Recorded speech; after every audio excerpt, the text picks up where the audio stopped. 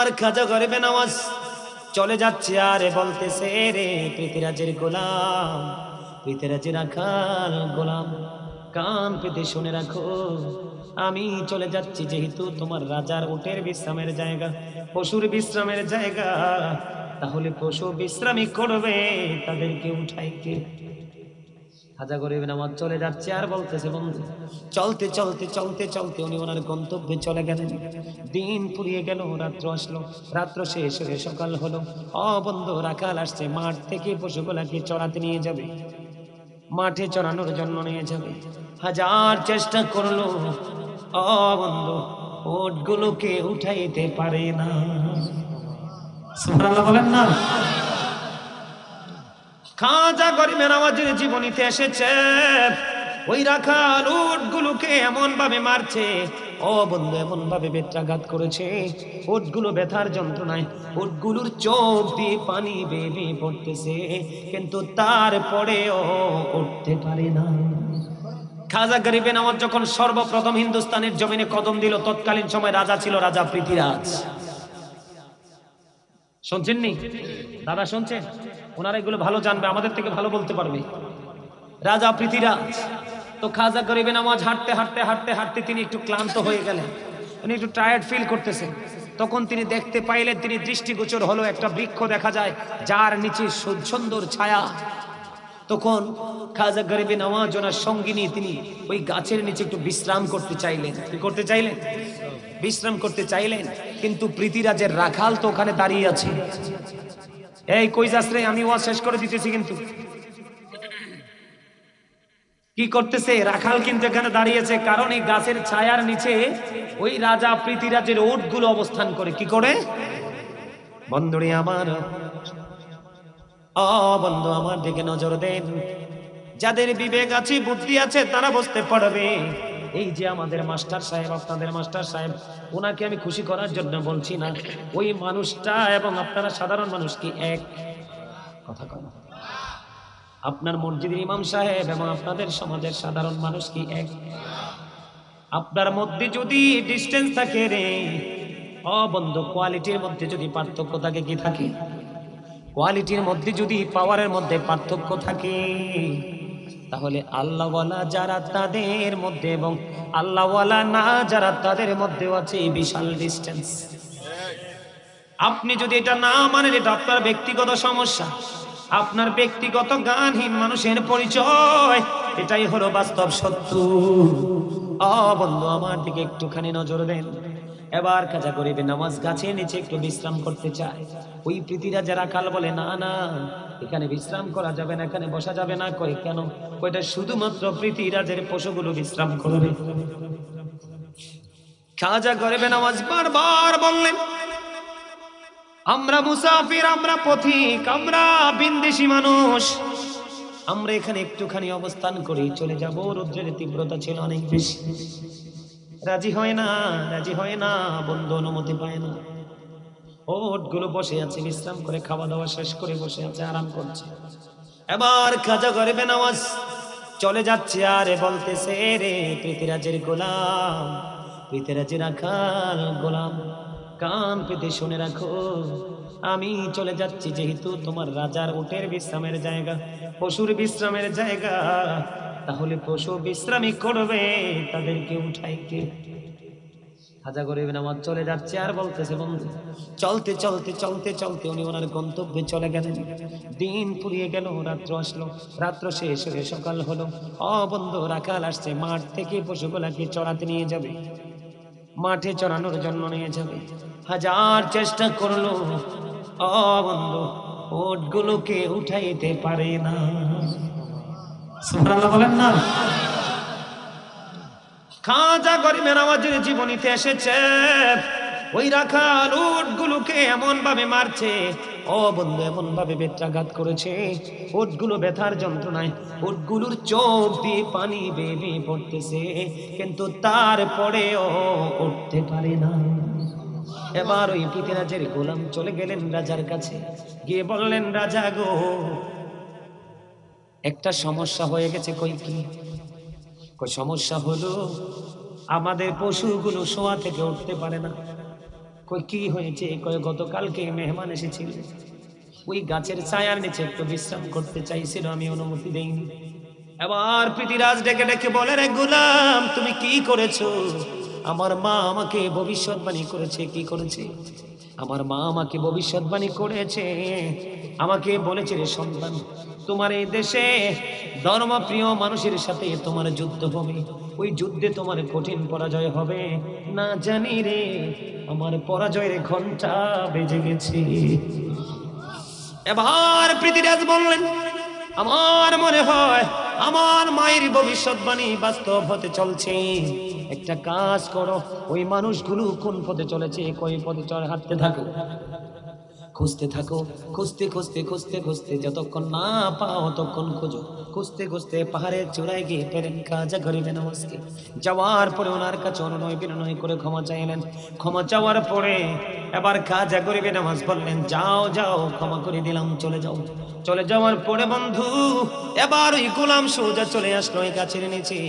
গাছের নিচে আইসা দেখে পৃথিরাজের পশুগুলো দাঁড়িয়ে দাঁড়িয়ে বন্ধু খড়কুটা চিবাচ্ছে।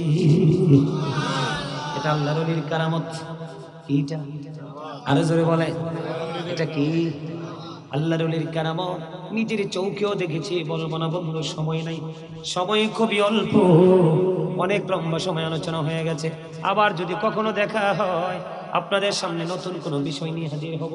আর যদি দেখা না আপনার জীবনের শুরু থেকে শেষ পর্যন্ত, সকালে ঘুম থেকে উঠে বিছানা বিছানা পর্যন্ত আপনার জীবনে যতগুলো জায়গায় শিক্ষার প্রয়োজন সব ট্রেনিং আছে। শুধু অনলাইনে ঢুকে কাজে সোলাইমান কাদের চার্জ দিয়ে বন্ধু দেখবেন, শিখবেন, আমল করবেন। ছোট্ট করে আমি আরেকটা বলবো, এখন তো সবাই গিয়ে ঘুমাবেন, ঘুমাবেন কিনা? ঘুমাবেন কিনা? ছোট্ট করে বলবি, খাবারের মতো ঘুমাইতে যাওয়ার আগে নামাজের নাই অজু করবেন। অজু করার পরে পবিত্র বিছানায় যাবেন। যাওয়ার পরে বন্ধু ডান দিকে কাত হয়ে ঘুমাবেন। ঘুমাইতে সময় দোয়া পড়তে হয়, জানেননি? আল্লাহুম্মা বিসমিকা আমুতু ওয়া আহইয়া, ঠিক কিনা বলেন? দোয়া পড়ে ঘুমিয়ে যাবেন। ও বন্ধু, ঘুমাইতে যাওয়ার পরে রাসূল একটা দায়িত্ব দিয়েছেন। কি দিয়েছেন? নবী হযরত আলীকে কেন্দ্র করে বললেন, আলী রে, তুমি 4000 দিনার সাদকা দিয়ে ঘুমাও, একটা কোরআন খতম পড়ে ঘুমাও, জান্নাতের মূল্য দিয়ে ঘুমাও, উভয়ের বিবাদ মিটিয়ে ঘুমাও, একটা হজ করে ঘুমাও। আলী রাদিয়াল্লাহু তাআলা ডেকে ডেকে বললেন, নবী গো, আমার পক্ষে কি এই কাজগুলো করা সম্ভব, পসিবল? আমার নবী বললেন, তুমি সূরা ফাতিহা 4 বার পড়ো, ঘুমানোর আগে 4000 দিনার সাদকা আদায় হয়ে যাবে। বিসমিল্লাহর সাথে 3 বার কুল হুয়াল্লাহ সূরা পড়ে ঘুমাও, সূরা ইখলাস, একটা কোরআন খতমের সওয়াব তোমার আমলনামায় দিয়ে দেওয়া হবে। তোমার জন্য যে জান্নাত বানানো হয়েছে, কি বানানো হয়েছে? জান্নাত বানানো হয়েছে। ওই জান্নাতে যাইতে হলে মূল্য দিতে হবে। প্রতিদিন রাত্রে ঘুমানোর আগে 3 বার নবীর প্রতি দরুদ পড়ে ঘুমাও, জান্নাতের মূল্য আদায় হয়ে যাবে। 10 বার আস্তাগফিরুল্লাহ পড়ে ঘুমাও, উভয়ের বিবাদ মেটানোর সওয়াব পেয়ে যাবে। 4 বার কালেমা তামজিদ পড়ে ঘুমাও, তোমার আমলনামায় একটা হজের সওয়াব দেওয়া হবে। ওলিদের কোনো ভয় নেই, তাদের কোনো দুঃখ নেই, তাদের কোনো চিন্তা নেই, অটো রিগ্রেট, তারা পরকালে সেফিয়া। তারা জিকির করতে করতে, আল্লাহ রাসূলের সাথে অনেক বেশি প্রেম করতে করতে, রুহির খোরাক জোগাড় করতে করতে তারা আল্লাহর ওলি হয়ে গেছেন। আল্লাহু ওলিউল্লাযীনা আমানু, আল্লাহ রাব্বুল আলামিন হলো আল্লাহর ওলিদের বন্ধু। সুবহানাল্লাহ। আরে আরো জোরে বলেন না সুবহানাল্লাহ। সুবহানাল্লাহ বলতে পারেন না? আরো জোরে বলেন সুবহানাল্লাহ বলতে পারেন না আপনারা?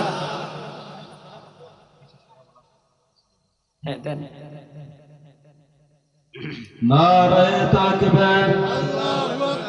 মোল্লা আবুল কাসেম আলী ভাইয়ের আগমন, ভাঙ্গানগরের পক্ষ থেকে বিশেষ মেহমানের আগমন, মোল্লা আবুল কাসেম আলী ভাইয়ের আগমন। নারায়ে তাকবীর।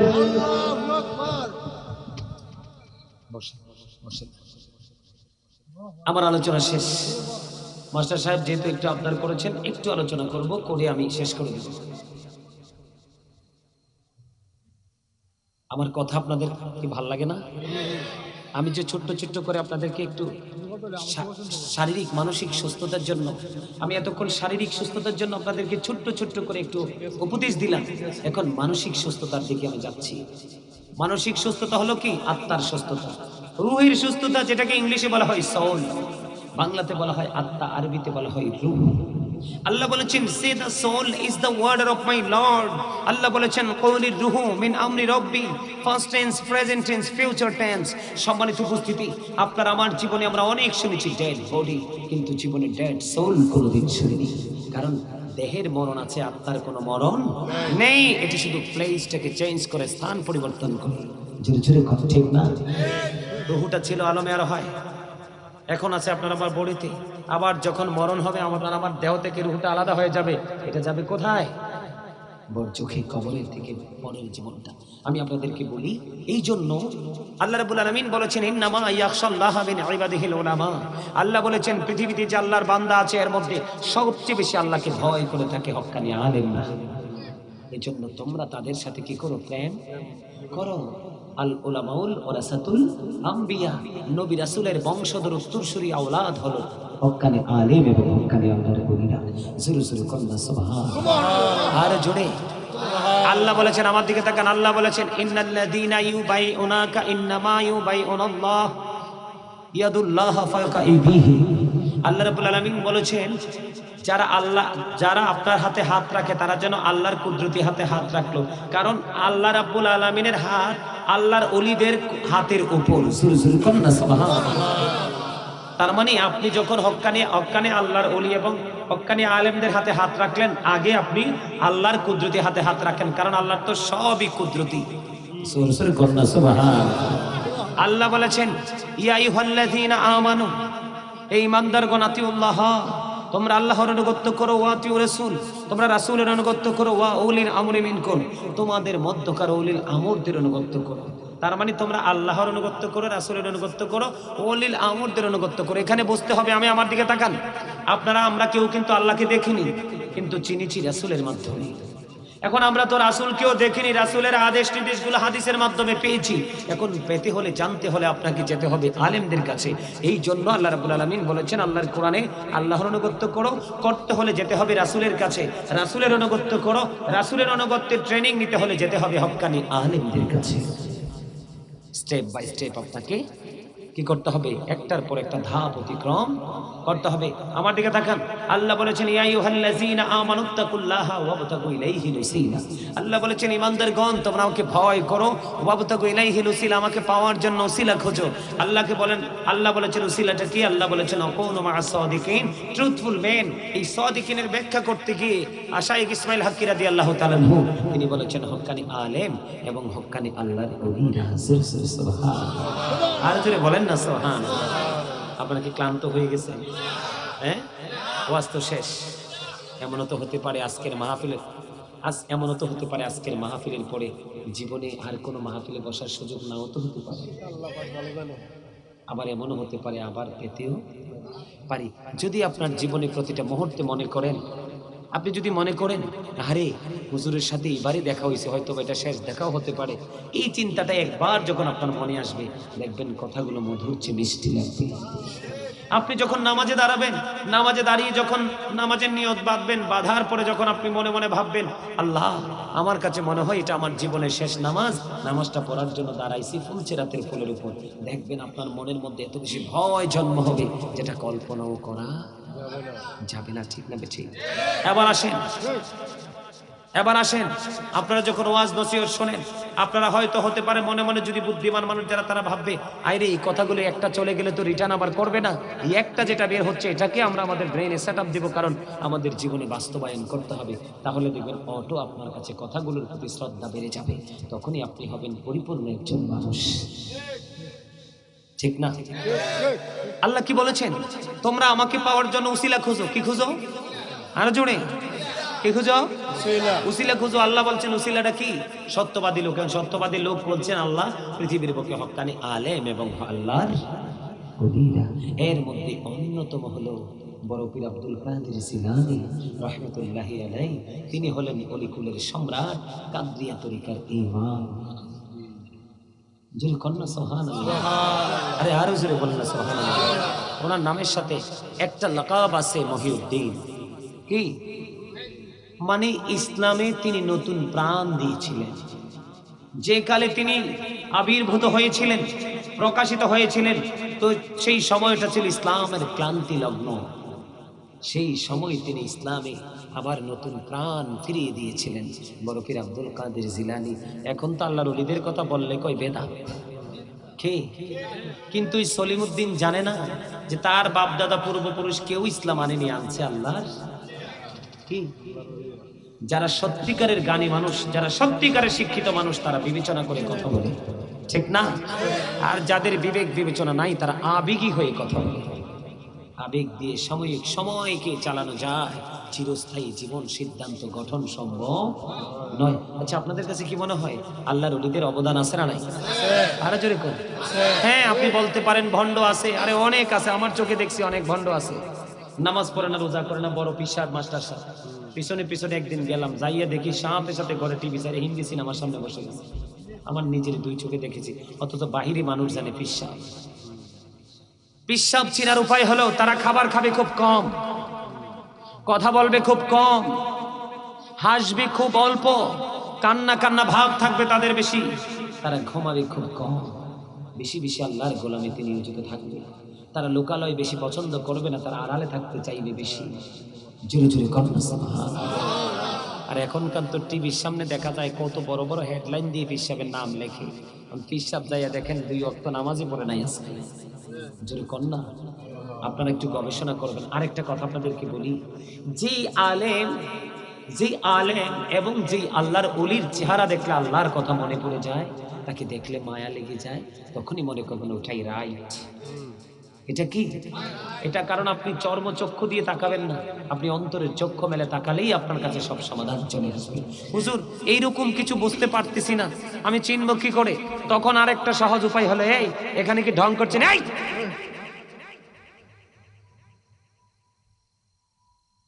তামাশা করো, বের হয়ে যাও, বেয়াদব কোথাকার। আমাকে আলু ব্যাপারী মনে হয়? হ্যাঁ, আলু ব্যাপারী মনে হয়? বেয়াদবের মতো হাসতাছো।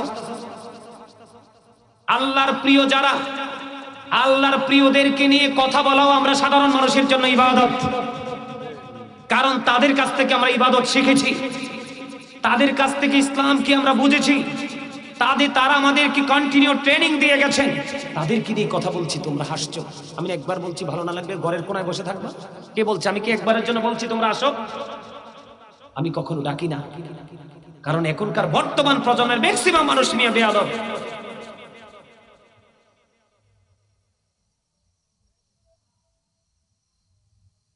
এটা মাহফিল, এটা জান্নাতের বাগান, চারপাশে রহমতের ফেরেশতারা ঘেরাও করে রেখেছে। তোমাদের কাছে এটা ঠুনকু কাগজের ছোট্ট গাছের ঝরা পাতার মতো মনে হয়, কিন্তু আমার কাছে মনে হয় এই মুহূর্ত, এই সময় আমার জীবনের জন্য, আখিরাতের জন্য বিশেষ একটা অধ্যায়। এমনও হতে পারে আজকের এই মাহফিল আমার কিয়ামতের দিন নাজাতের উসিলা হতে পারে। রং ঢং করার জায়গায় গুলা না।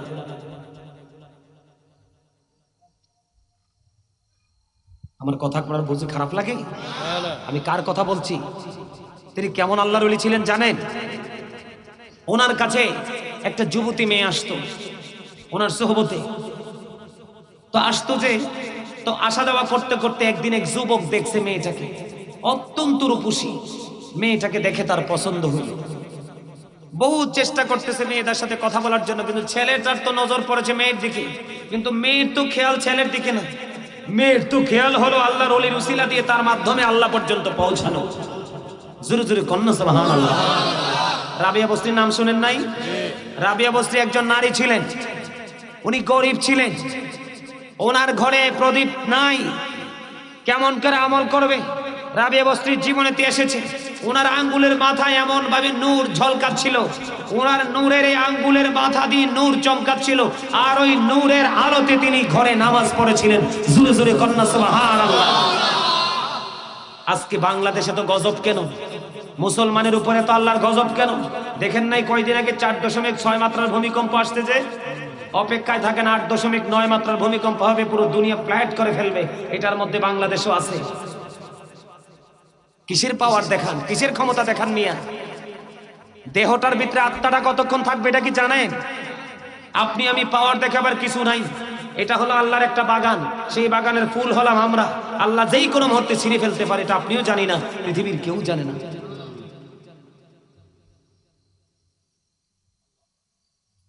মেয়েটা যখন আসা যাওয়া করতেছে, করতে করতে করতে করতে করতে করতে এখন একদিন মেয়েটা যখন তার গন্তব্যের উদ্দেশ্যে রওনা দিল গাউসে পাকের দরবার থেকে, ছেলেটা গাউসে পাকের জীবনীতে এসেছে রাস্তার মধ্যখানে বড় করে একটা গর্ত খনন করছে।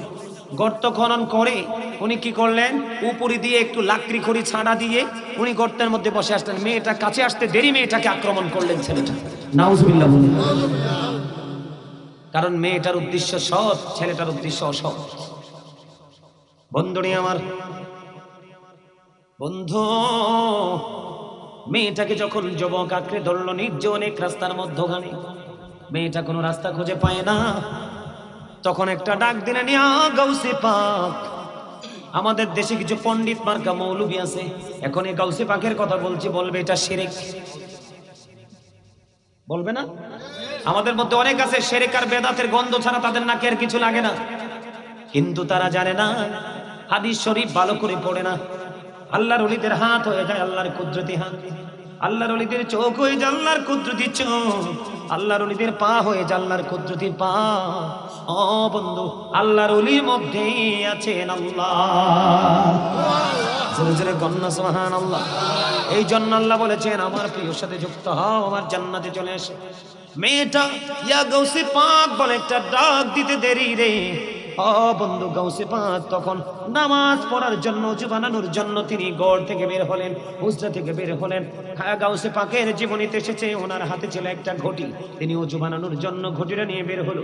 বের হওয়ার পরে এবার তিনি শুনতে পাইলেন একটা আওয়াজ এসেছে, ইয়া গাউসে পাক, গাউসে পাক।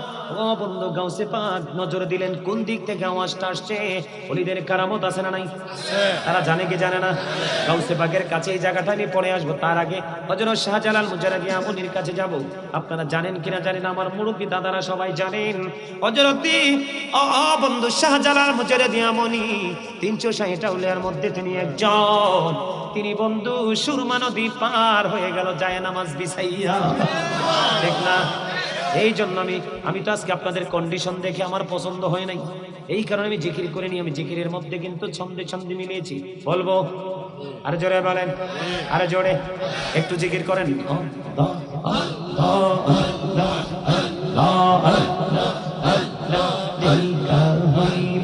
আল্লাহরে ওলি শাহজালাল নামজার শুনি দেখা হইলেন, আল্লাহরে ওলি শাহজালাল নামজার শুনি, সুরে মহানদী পার হয়ে যায়, সুরে মহানদী পার হয়ে যায়, বিছানা যার পাহাড়।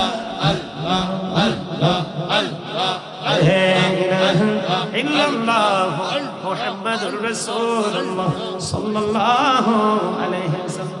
আমরা জিকিরের সাথে এগুলো বললে বন্ধু অনেক বলদ আছে হাসে।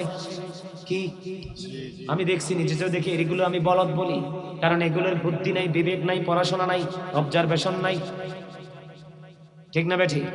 তার মানে আমি বুঝাইতে চাইছি আমরাও জিকির করব তাদের মতো, কারণ তারা যেমনি ভাবে আল্লাহর ওলি যায় নামাজ বিছায়া নদী পার হইছে, এখন এই যুগের মানুষ এত বড় আল্লাহর ওলি রে, নৌকায় উঠলেও নিরাপদে বাড়ি ফিরতে পারে না, ডুববা যায়, ঠিক না বেঠি?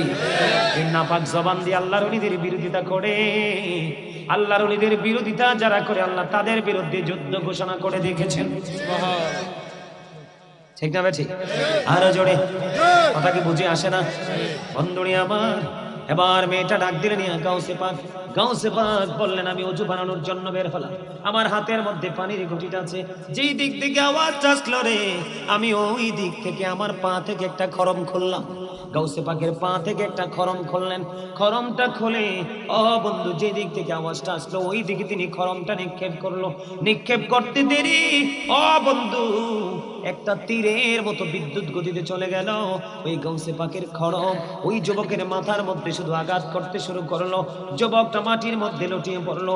মেয়েটা নিরাপদে আবার বাড়ি না গিয়ে গাউসে পাকের দরবারে চলে গেল। পুরো ঘটনা বন্ধ করে বলল। এবার গাউসে পাক ডেকে ডেকে বলছেন, যখন তুমি চিৎকার করেছিলে তখন আমি উজু বানানোর জন্য বের হয়েছিলাম।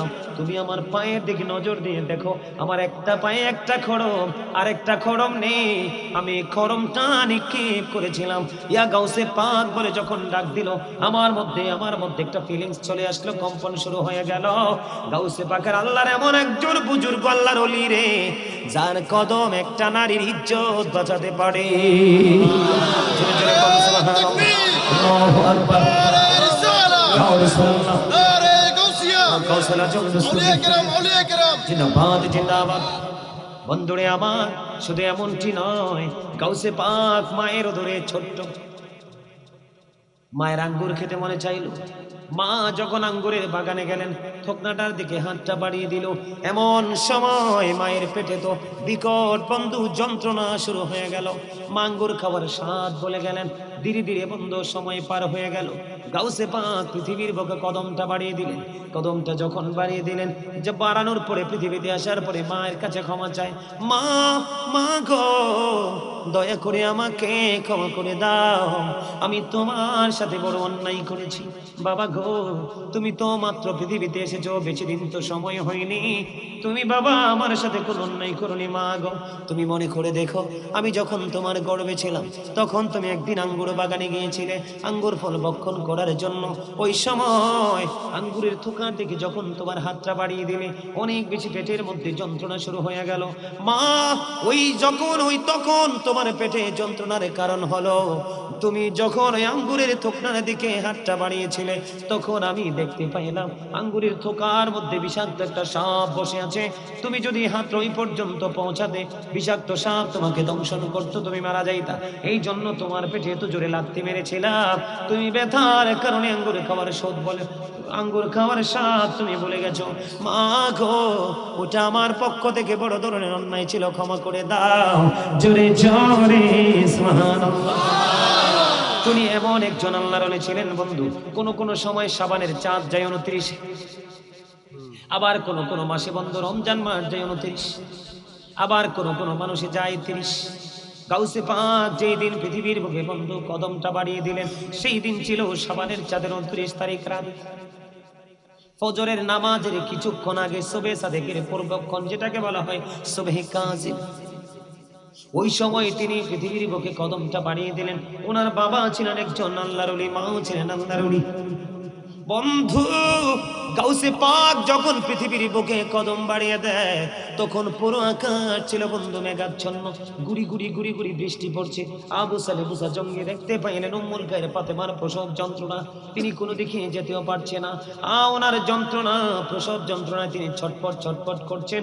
এরই মধ্যে গাউসে পাক পৃথিবীর বুকে কদমটা বাড়িয়ে দিলেন। বন্ধু, কদমটা বাড়িয়ে দেওয়ার পরে অনেক সময় দেখবেন 29 তারিখ রাত্রে কিন্তু আমরা সেহরি খাই। খাই কি খাই না? আমি বানিয়ে বলছি না বন্ধু, একাধিকবার গাউসে পাকের জীবনী নজর দিয়েছি, খাজা গরিবে নওয়াজের জীবনী নজর দিয়েছি, ইম্পর্টেন্ট জায়গা। কারণ পাশের দেশ হিন্দুস্তানে শুয়ে আছে খাজা গরিবে নওয়াজ, ঠিক না বেঠে? বন্ধুরে আমার, এবার কি করলেন মানুষগুলো? বন্ধু, সারাদিন রাজ্যে মেঘাচ্ছন্ন ছিল, আকাশে চাঁদ দেখতে পাইনি, রমজানের চাঁদ উঠেছে কিনা। বন্ধুরে আমার, সকাল যখন হলো, মানুষ কি সকালে খাবার খাবে কি খাবে না কনফিউশনে আছে। এবার চলে আসলেন উম্মুল খায়ের মা ফাতেমার বাড়ির দিকে, কারণ গাউসে পাকের বাবা ছিলেন একজন বড় আল্লাহর ওলি। আসার পরে দেখলেন উনি ঘরের মধ্যে নেই। এবার কেমন করে মানুষ বলবে আজকে কি সকালে খাবার খাবেন, আজকে রোজা শুরু হয়ে গেছে বন্ধু।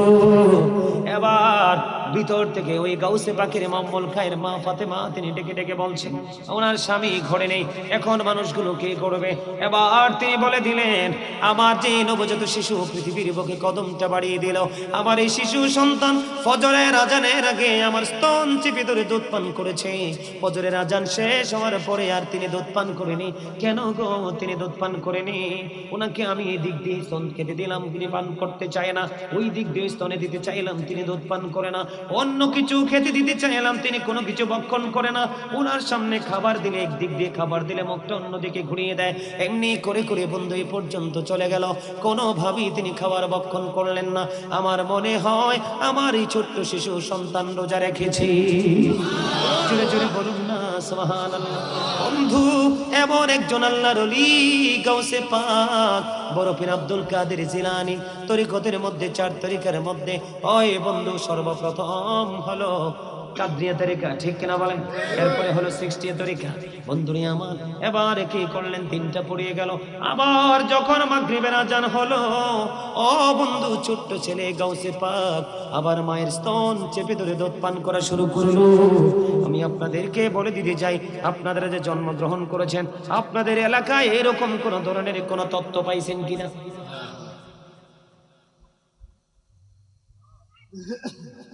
গাউসে পাকের জীবনী শুনলে অবাক হয়ে যাবে। আল্লাহর ওলিদের কারামত। জোরে জোরে কন্যা সুবহানাল্লাহ, আর জোরে সুবহানাল্লাহ। পাশের দেশে শুয়ে আছে খাজা গরিবে নওয়াজ। আমি নিজে কানে শুনছি, অনলাইনে বলে খাজার দরবারে গাঁজা পাওয়া যায়। আমি নিজে গিয়েছি 2018 সনে। একদম কারেক্ট কথা বলছেন, আমার দিকে তাকান। আমি 2018তে গিয়েছিলাম। 2018 সনে আমার দিকে তাকান। 2018 সনে আমি পুরো ভারতবর্ষ সফর করেছিলাম। তাজমহল থেকে ধরে সব জায়গা আমি সফর করেছিলাম। বিভিন্ন দর্শনীয় স্থান সফর করেছি। খাজা গরিবে নওয়াজের রওজায় আমি 5 দিন ছিলাম। কয়দিন? আমি রাত্র 12টার পরে যাইতাম। কয়টা? আমি এবং আমার সঙ্গীদেরকে নিয়ে রাত্র 12টার পরে যাইতাম। ওই যে আমি যে শুনছি অনলাইনে খাজার দরবারে গাঁজা পাওয়া যায়, ওনার পুরো সীমানা আমি ঘুরি ঘুরি খুঁজে খুঁজে দেখলাম। একটা লোকের ন্যূনতম বেয়াদবিও দেখেনি, গাঁজা থাকতো না কথা। তার মানে গাঁজার সমস্যা না, সমস্যা হলো তারা আল্লাহর ওলিদের দুশমন। তারা কি? তারা আল্লাহর ওলিদের। কিছু আছে আমার নবীরও দুশমন। নতুন নতুন কত প্রযুক্তি আসে, ইউজ করে মজা পায়, এগুলো নিয়ে কোনো বিরোধিতা করে না। নবীকে মিলাদে দাঁড়াইলে সালাম দিলে, নবীকে সম্মান দিলে কই বেদাত। তার মানে এতে বোঝা যায় বেদাতে সমস্যা না, সমস্যা হলো তারা নবীর দুশমন। শোনেন, জাহানি নে তো আগে দয়া, জাহানি নে তো আগে, যতই জপি নামটি তোমার, যতই জপি নামটি তোমার, তুই মধুর লাগে দয়া, তুই মধুর লাগে। আল্লাহ আল্লাহ আল্লাহ আল্লাহ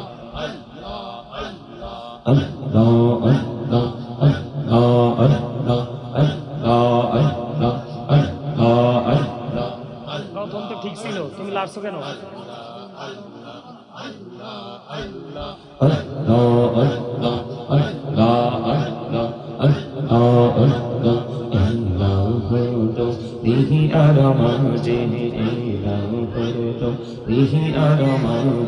কিসের করো খেলা, পিছের দেখে চেয়া দেখো, পিছের দেখে চেয়া দেখো, ডুবে যায় তোর বেদারে। আল্লাহ আল্লাহ আল্লাহ আল্লাহ আল্লাহ আল্লাহ আল্লাহ আল্লাহ আল্লাহ আল্লাহ জীবনী কি বলিস? আল্লাহ আল্লাহ আল্লাহ আল্লাহ আল্লাহ আল্লাহ আল্লাহ আল্লাহ। লা ইলাহা ইল্লাল্লাহ মুহাম্মাদুর রাসূলুল্লাহ সাল্লাল্লাহু আলাইহি ওয়াসাল্লাম। শুরুতে যেমন ছিল সেটাই তো ঠিক ছিল। তুমি বোঝো নাই যে আমি চুপচাপ কথা বলতেছি? মিষ্টা বলে তো আমি বলতাম, ওদের কথা শুনছো কেন তুমি? সম্মানিত উপস্থিতি, আজকে বাঙ্গানগর পশ্চিম পাড়া কেন্দ্রীয় জামে মসজিদের উদ্যোগে চতুর্থ বার্ষিক ওয়াজদার মাহফিলের আয়োজন করা হয়েছে। আজকের এই মাহফিলে আপনারা আমন্ত্রণ জানিয়েছেন উলামায়ে কেরামদেরকে। উপস্থিত রয়েছেন উলামায়ে কেরাম। আজকের মাহফিলের প্রধান আকর্ষণ, সভাপতি, সহসভাপতি, প্রধান অতিথি, প্রধান পৃষ্ঠপোষক, প্রধান মেহমান, বিশেষ অতিথি, আমন্ত্রিত অতিথিবৃন্দ এবং আমার সামনে ডাইনে বামে রয়েছেন আমার দাড়িপাকা মুরব্বী বাবারা, যুবক ভাইয়েরা, পর্দানিশী আমার মা বোনেরা, বিশেষ করে আজকে টাকা দিয়ে, পয়সা দিয়ে, অর্থ দিয়ে, বুদ্ধি দিয়ে, শ্রম দিয়ে, সার্বিক সহযোগিতার মাধ্যমে যারা আজকের এই জান্নাতের বাগান সাজিয়েছেন, সকলের প্রতি আমার আন্তরিক সালাম। আসসালামু আলাইকুম ওয়া রাহমাতুল্লাহি ওয়া বারাকাতুহু। আজকে আমরা এই জান্নাতের বাগানে উপস্থিত হতে পেরেছি আল্লাহর হাবিবের শানে কয়েক মর্তবা দুরূদ ও সালাম, আল্লাহর জিকির করার তৌফিক আল্লাহ রাব্বুল আলামিন আমাদেরকে দিয়েছেন। সেই শুকরিয়া তান সকলে পড়ুন আলহামদুলিল্লাহ। সম্মানিত উপস্থিতি, all praise is to Allah, সমস্ত প্রশংসা আল্লাহর জন্য। Love for Allah and hate for Allah, হুব্বা ফিল্লাহ ওয়াল বুগদা ফিল্লাহ, ভালোবাসাও আল্লাহর জন্য, আবার ঘৃণাও আল্লাহর জন্য। আপনাদের এখানে আমার কাছে আশ্চর্য লাগছে, আপনাদের এলাকাটা নদীমাতৃক এলাকা, আর জায়গার নামও তো ভাঙ্গানগর। কি নগর? ভাঙ্গনের কবলে আপনারা আছেন, তাই না? আপনাদের রাস্তা দেখে, আপনাদের পরিবেশ দেখে মনে হয় পুরো পরিবেশটাই আপনাদের প্রতিকূল। কবির আব্দুল কাদের জিলানীর আলোচনা থেকে আপনারা কি নিতে পারবেন? আমার তো মাথায় ধরতেছে না।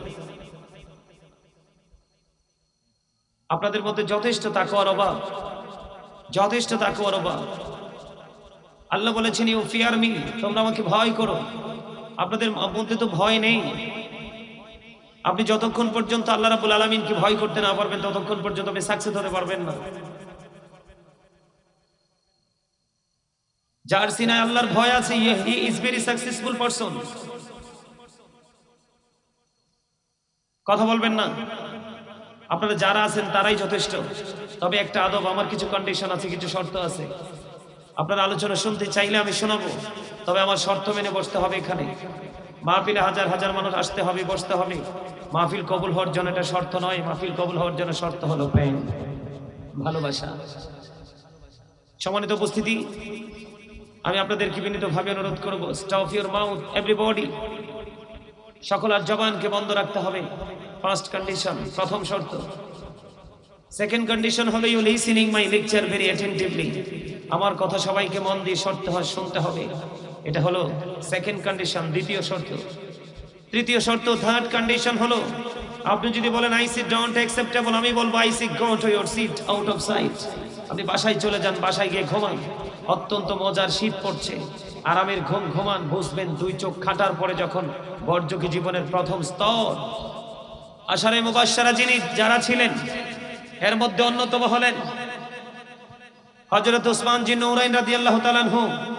তিনি যখন কবর দেখেছেন, এত বেশি কান্না করেছেন, ওনার চোখ মনে হতো যেন, চোখ দুইটা মনে হতো যেন ঝর্ণা অটো প্রবাহিত হচ্ছে। কবর দেখলে তিনি এত বেশি কাঁদতেন, তার কারণ হলো কবরটা হলো পরজখী জীবনের, পরকালের জীবনের, ফিউচারের প্রথম স্টেপ। আপনারা কি আলোচনা শুনবেন? শুনলে সামনে আসেন। আপনারা ওই দিকে বসে আছেন কেন? মাহফিলের প্যান্ডেলে আসার প্রথম কাজ হলো প্রথমে আদবের সাথে বসা। মসজিদে যাওয়ার পরে প্রথম কাজ হলো আদবের সাথে বসা। বসার পরে আপনার সিনায় থাকতে হবে ভয়। কি থাকতে হবে? ভয় থাকতে হবে। যার সিনায় ভয় নাই, এটা মানুষ না গরু, সে নিজেও বলতে পারবে না।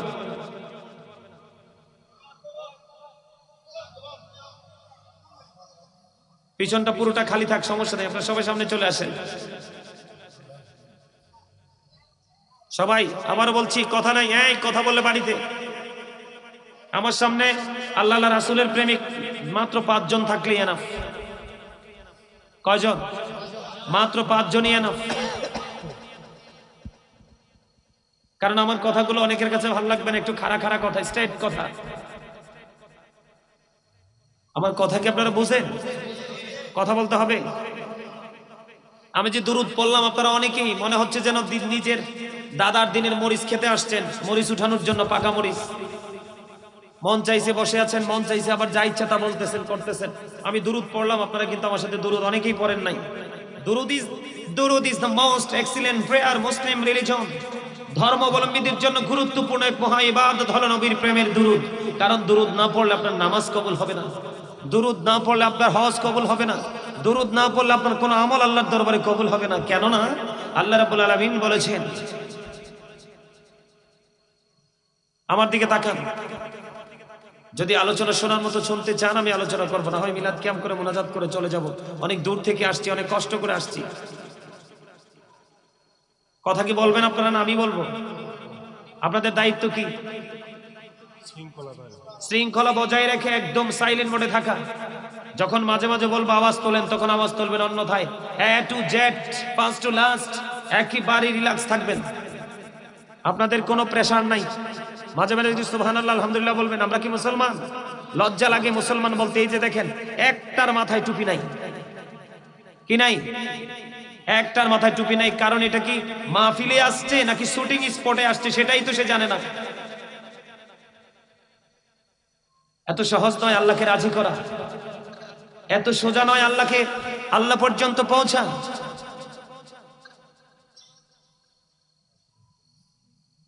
আমার দিকে তাকান, জুম্মার দিন, আজকের রাত জুমার রাত। আজকে কিন্তু অলরেডি জুমার দিন চলতেছে। কোন দিন চলতেছে? সাইয়্যিদুল আইয়াম, শ্রেষ্ঠ দিন। আল্লাহ রাসূল বলেছেন, কেউ যদি মদিনার নবীর সাথে প্রেমের ডুরি লাগিয়ে মাত্র জুম্মার দিনে 80 বার দুরূদ পড়ে, তার 80 বছরের সগীরা গুনাহ আল্লাহ মাফ করে দেয়। আমি সেই দুরূদ পড়েছি, প্রেমময় দুরূদ। আপনারা কথা বলেন, আপনারা পড়েননি অনেকেই? দুরূদ মানেই তো রাসূল। আল্লাহ বলেছেন, ইন্নাল্লাহা ওয়া মালাইকাতাহু ইউসাল্লুনা আলান নবী ইয়া আইয়ুহাল্লাযীনা আমানু সাল্লু আলাইহি ওয়া সাল্লিমু তাসলিমা। কে বলেছেন? আরে আরো জোরে বলেন, কে? কি মনে করেছেন? আল্লাহ বলেছেন, Allah is all in all, follow his law and light for eternal success. Allah সবকিছু, আল্লাহ সবকিছুর কি মালিক, আল্লাহ সব। Allah is all in all, follow his law and light. Law হলো আইন, ল হলো কি? আইন। আইনের ভান্ডার কোনটা? দা হোলি কোরআন, পবিত্র গ্রন্থ কোরআন শরীফ। Law and light, light English শব্দ, এটাকে বলা হয়, এই যে দেখেন লাইট, বাংলাতে এটাকে বলা হয় আলো, আরবিতে বলা হয় নূর। নূর হলো আপনার আমার প্রাণের নবী। জোরে জোরে বলেন না সুবহানাল্লাহ। আরে আরো জোরে বলেন সুবহানাল্লাহ। হযরত উবাইদুল্লাহ রাদিয়াল্লাহু তাআলা আনহু প্রশ্ন করলেন, ইয়া রাসূলুল্লাহ, সুবহানাল্লাহর মানে কি? আমার নবী বলেছেন, পৃথিবী এবং পৃথিবীর মধ্যে যা কিছু আছে সবকিছুর চাইতে পবিত্র এটাই হলো সুবহানাল্লাহ। অন্য হাদিসে রাসূল বলেছেন, সুবহানাল্লাহ বলা মানে একজন মুমিন, আল্লাহর প্রিয়, যাদেরকে বলা হয় ডিয়ার ফ্রেন্ড, ওই ব্যক্তিগুলোর জন্য জান্নাতি ফল। কারণ প্রত্যেকটা পার্সনের জন্য প্রতিদিন 2টা খাবার জোগাড় করতে হয়। কয়টা? আরো জোরে বলেন, কয়টা? একটা হলো দেহের খাবার, আরেকটা হলো রুহের খাবার। রুহের খাবার হলো সুবহানাল্লাহ বলা, আর দেহের খাবার হলো সকাল থেকে সন্ধ্যা পরিশ্রম করে টাকা উপার্জন করে ফ্যামিলির জন্য, নিজের জন্য কিছু বাড়িতে নিয়ে আসা।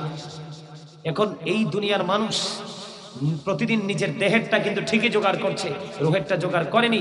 রুহেরটা জোগাড় করতে না পারলে বর্জকে জীবন হবে আপনার জন্য অত্যন্ত বিভীষিকাময়। কথা কি আমার বুঝেন? বুঝলে মন দিয়ে শোনেন এবং মাঝে মাঝে একটু আওয়াজ দিবেন। এই যে মুরব্বী, আমার দাদা ভাই, এই যে মুরব্বীরা, আমি বলি ওদের অন্তর হলো আল্লাহ রাসূলের প্রেমে ভরা ওই যে মুরব্বীরা। আর বর্তমান প্রজন্মের যুবক যুবতী, এদের অন্তর হিংসা, নোংরামি আর আত্মগরিমায় ভরা। এই যুবকগুলো, যুবতীগুলোই আমাদের দেশকে, আমাদের জাতিকে খুব অল্প সময়ের মধ্যে ধ্বংসস্তূপে পরিণত করবে, মনে রাখবে। কারণ প্রত্যেকটা পিতামাতা উদাসীন হয়ে গেছে। সন্তানের যে দায়িত্ব, সেই দায়িত্ব থেকে সরে গেছে। মেয়ে হলে মনে হয় অভিশাপ, ছেলে হলে মনে হয় যে চন্দ্র নেমে এসেছে। অথচ আল্লাহ রাসূল বলেছেন, একটা কন্যা একটা জান্নাতের মালিক, 2টা কন্যা সন্তান 2টা জান্নাতের মালিক। সুবহানাল্লাহ বলে আর জোরে। বন্ধুরে আমার, হযরত আনাস রাদিয়াল্লাহু তাআলা আনহু থেকে হাদিস খানা বর্ণিত। হাদিস খানা এসেছে বন্ধু দাইলামি শরীফের মধ্যে। আমার নবী, আপনার নবী, দুই জাহানের বাদশা নবী সরকার মদিনা, তিনি জানিয়ে দিয়েছে কেউ যদি মদিনার নবীর সাথে প্রেমের ডুরি লাগাইয়া প্রতিদিন 1000 বার যদি দুরূদ পড়তে পারে রে, সে জান্নাত না দেখা পর্যন্ত তার মরণ হবে না। সেই দুরূদ পড়েছি, জবানকে বন্ধ রেখেছেন। আপনারা কি বোকা না বুদ্ধিমান বলুন তো? বোকা। You are right, absolutely right answer. এই এই পিচ্ছি, এই বাড়ি যাও। এই বেত আসেনি, জালি বেত আনেন তো, মসজিদে আসেনি জালি বেত আনেন, না আমার স্টেজে দেন একটা। আরে আপনারা কথা বলেন কেন? এটা তো আমার দায়িত্ব।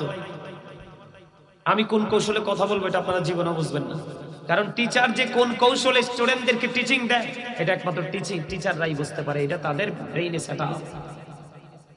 এটা কি ক্লাস না? কথা বলেন না কেন? এটা কি ক্লাস না? এটা এমন একটা ক্লাস, দুনিয়া এবং আখিরাতকে চিনাস। কি আপনারা বুঝেন নাই?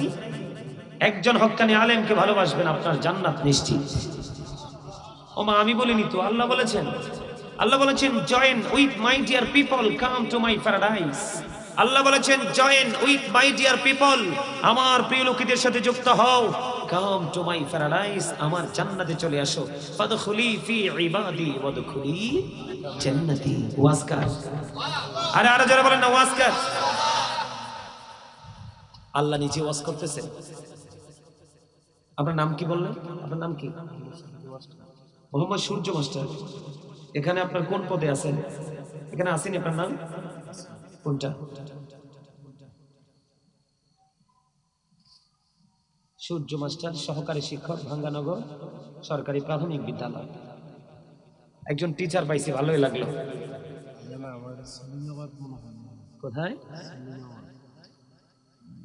এটা? না এটা সূর্য, হ্যাঁ, সলিম আহমদ আদর্শ উচ্চ বিদ্যালয়, ভাঙ্গানগর। আলহামদুলিল্লাহ বলেন আরো জোরে। আপনারা জানেননি মূর্খ বন্ধুর চাইতে যে শিক্ষিত শত্রু অনেক দামি? এটা কি জানেন? সবাই জানেন? আজকে যারা জান্নাতের বাগানে উপস্থিত হয়েছেন, আপনারা শয়তানকে হারিয়েছেন। কাকে? কারণ শয়তান চায় না বান্দা ভালো কাজে আসুক, কারণ ভালো কাজে আসলেই তো আল্লাহ অর্ডার করবে ইউ গো টু প্যারাডাইস। সুবহানাল্লাহ বলেন না আরে জোরে। কারণ আল্লাহ বলেছেন শয়তান is the eternal enemy of the believers, ইন্না শাইতানা লাকুম আদুউন ফাত্তাখিযুহু আদুওয়া। শয়তান ঈমানদারদের প্রকাশ্য শত্রু, তাকে শত্রু বলেই গ্রহণ করতে হবে, আইডেন্টিফাই করতে হবে। তবে মুমিন যারা, আল্লাহ মুমিনদের জন্য চমৎকার নিউজ দিয়েছেন, যেটাকে ইংলিশে বলা হয় good news, very good news. Allah বলেছেন ইন্না কাইদা শাইতানি কানা দাঈফা। আল্লাহ ঈমানদারদেরকে ডেকে বলেছে মুমিনেরা তোমরা শুনে রাখো, ইন্না কাইদা শাইতানি কানা দাঈফা। আল্লাহ বলেছেন শয়তান ডিসিপশন ইজ ভেরি উইক। ঈমানদারদের জন্য শয়তানের ধোঁকা একেবারে দুর্বল। হাজার চেষ্টা করলো মুমিনকে ভালো কাজে আটকাতে পারে না। আপনারা তারই উজ্জ্বল প্রমাণ। যারা শয়তানকে হারাবে তাদের দিন ধীরে ধীরে জান্নাত পর্যন্ত পৌঁছে যাবে, আর যারা শয়তানের কাছে হেরে যাবে তারা ধীরে ধীরে ধীরে ধীরে তারা জাহান্নামের নিকটবর্তী হয়ে যাবে। আওয়াজ তুলে বলেন নাউজুবিল্লাহ। আরে জোরে বলেন না নাউজুবিল্লাহ। বন্ধুরে আমার, জিকির যখন করেছি অনেকেরই দেখেছি জিকিরের সময় জবানটা বন্ধ। ঠিক বলছি কিনা মাস্টার সাহেব? ঠিক না? আপনারা তো আল্লাহ ভোট খাওয়ার জন্য মুখটা দেয় নাই, চা দোকানে বসে বসে মানুষের বদনাম করার জন্য দেয়নি। এই মাহফিলে না আসলে এই সীমানা ছাড়ো, একদম সোজা কথা। এই মাহফিলে প্যান্ডেলে না আসলে সীমানা ছাড়ো। এখানে দাঁড়িয়ে দাঁড়িয়ে কথা বলা যাবে না, যাও out of sight, go to your seat, যাও বাসায় যাও। একটা লোক এখানে দাঁড়াবে না, তোমাদের সাউন্ডটা এখানে কাউন্ট করে। প্রেমের বাগানে প্রেমিক ছাড়া কি মজা আছে? কথা বলেন না কেন? আল্লাহ কি জান্নাত কি কার জন্য বানাইছে? নামাজের জন্য বানাই নাই, বানাইছে প্রেমিকের জন্য। কার জন্য? কারণ হ্যাঁ, ওই নামাজি আবার জান্নাতে যাবে যার সিনায় নামাজের প্রেম আছে, আল্লাহর প্রেম আছে, রাসূলের প্রেম আছে, এবং আল্লাহ রাব্বুল আলামিনের অর্ডারকে পুঙ্খানুপুঙ্খানুরূপে পালন করার চিন্তাও আছে। কি বলি শুধু শোনেন, মনটা দিন, বেশিক্ষণ আলোচনা করব না।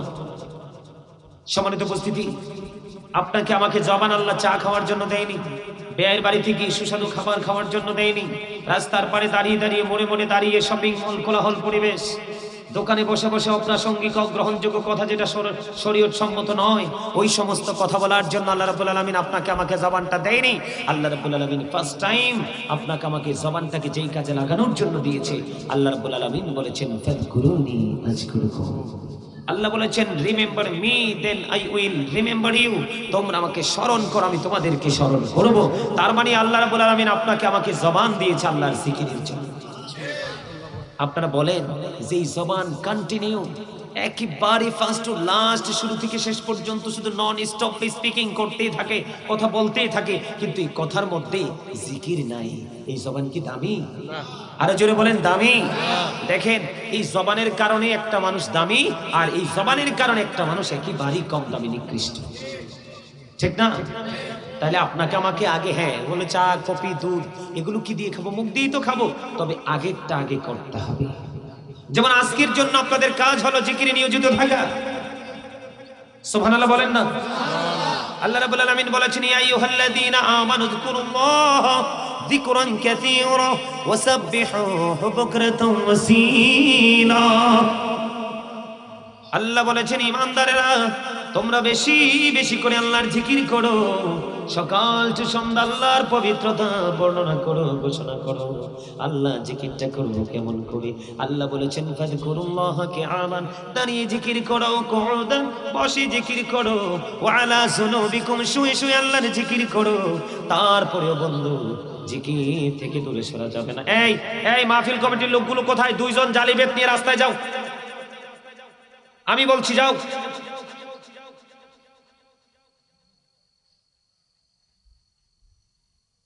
বন্ধুরে আমার দিকে তাকান। আল্লাহ কয় দাঁড়িয়ে জিকির করো, কি করো? আল্লাহ কয় বসেও জিকির করো, আল্লাহ কয় শুয়েও জিকির করো। এখান থেকে বোঝা যায় রে আল্লাহর জিকির কোনোভাবে বন্ধ করা যাবে না, কারণ জিকির হলো আপনার আমার জন্য ফরজ। আরে জোরে বন্ধুরে আমার।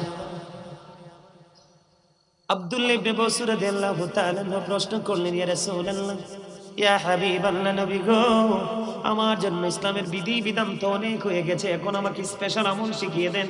আমার নবী শিখিয়ে দিলেন তুমি জিকির করে করে তোমার জিহ্বাটাকে সিক্ত রাখো। তার মানে সব আমলের উপরে হলো মাওলার জিকির। ওরা ফানা লেখে দিক, আমার রাসূলের জিকিরকে আল্লাহ অনেক বেশি মর্যাদা দিয়েছেন। জোরে জোরে কন্যা সুবহানাল্লাহ। বলে হুজুর আমাদের জিকিরকে কি মর্যাদা দেয়নি? আমাদেরটাকে দিয়েছে। কেমনে দিয়েছে জানেন? আল্লাহ রাব্বুল আলামিন বলেছেন হাবিব, হাদিস শরীফ প্রমাণ করেছে, হাবিব আপনি আপনার উম্মতগুলোকে জানিয়ে দেন কেউ যদি কোনো জলসায় বসে পৃথিবীর বুকে আমি মাওলার জিকির করে, আমি আল্লাহ কথা দিলাম আমি তার চাইতে উত্তম জলসায় তার জিকির করব। মুমিন বাঙ্গানগরের আমার ভাই আমার বাবারা, আমার মা বোনদেরকে রেখে রেখে বলবো গো, যুবকের দল হৃদয়ের জানালা খুলে শোনো। তোমাকে যদি কেউ প্রশ্ন করে এই মুহূর্তে, তোমাকে যদি কোনো মানুষ প্রশ্ন করে যে তোমার মালিক এখন কি করছে, মুমিন যদি হও তুমি সরাসরি বলে দিতে পারবে আমার মালিক এখন আমার জিকির করছে। কারণ আমার রাসূল বলেছেন যিনি আল্লাহর জিকির করবেন আল্লাহ তার জিকির করবেন। শুধু এখান তো নয়, আল্লাহ বলেছেন কেউ যদি 1 বিঘা পরিমাণ জিকির করতে করতে এগিয়ে আসে, আমি তার দিকে 1 গজ পরিমাণ এগিয়ে যাই।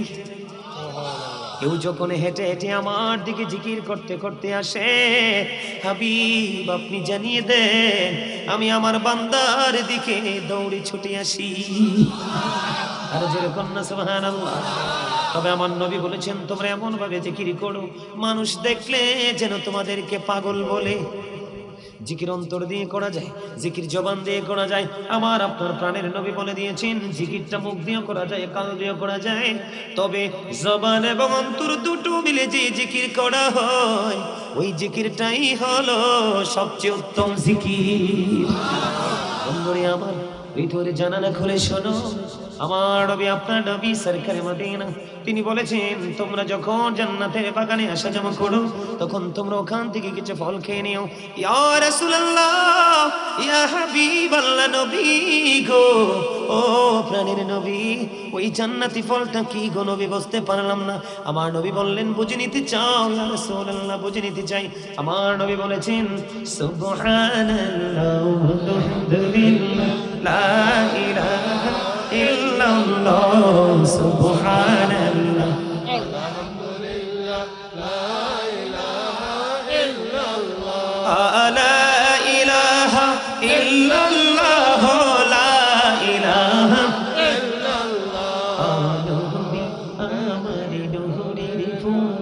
জগত করলেন ও জানা নবী, আমার নূরের পুতুল জগত করলেন ও জানা।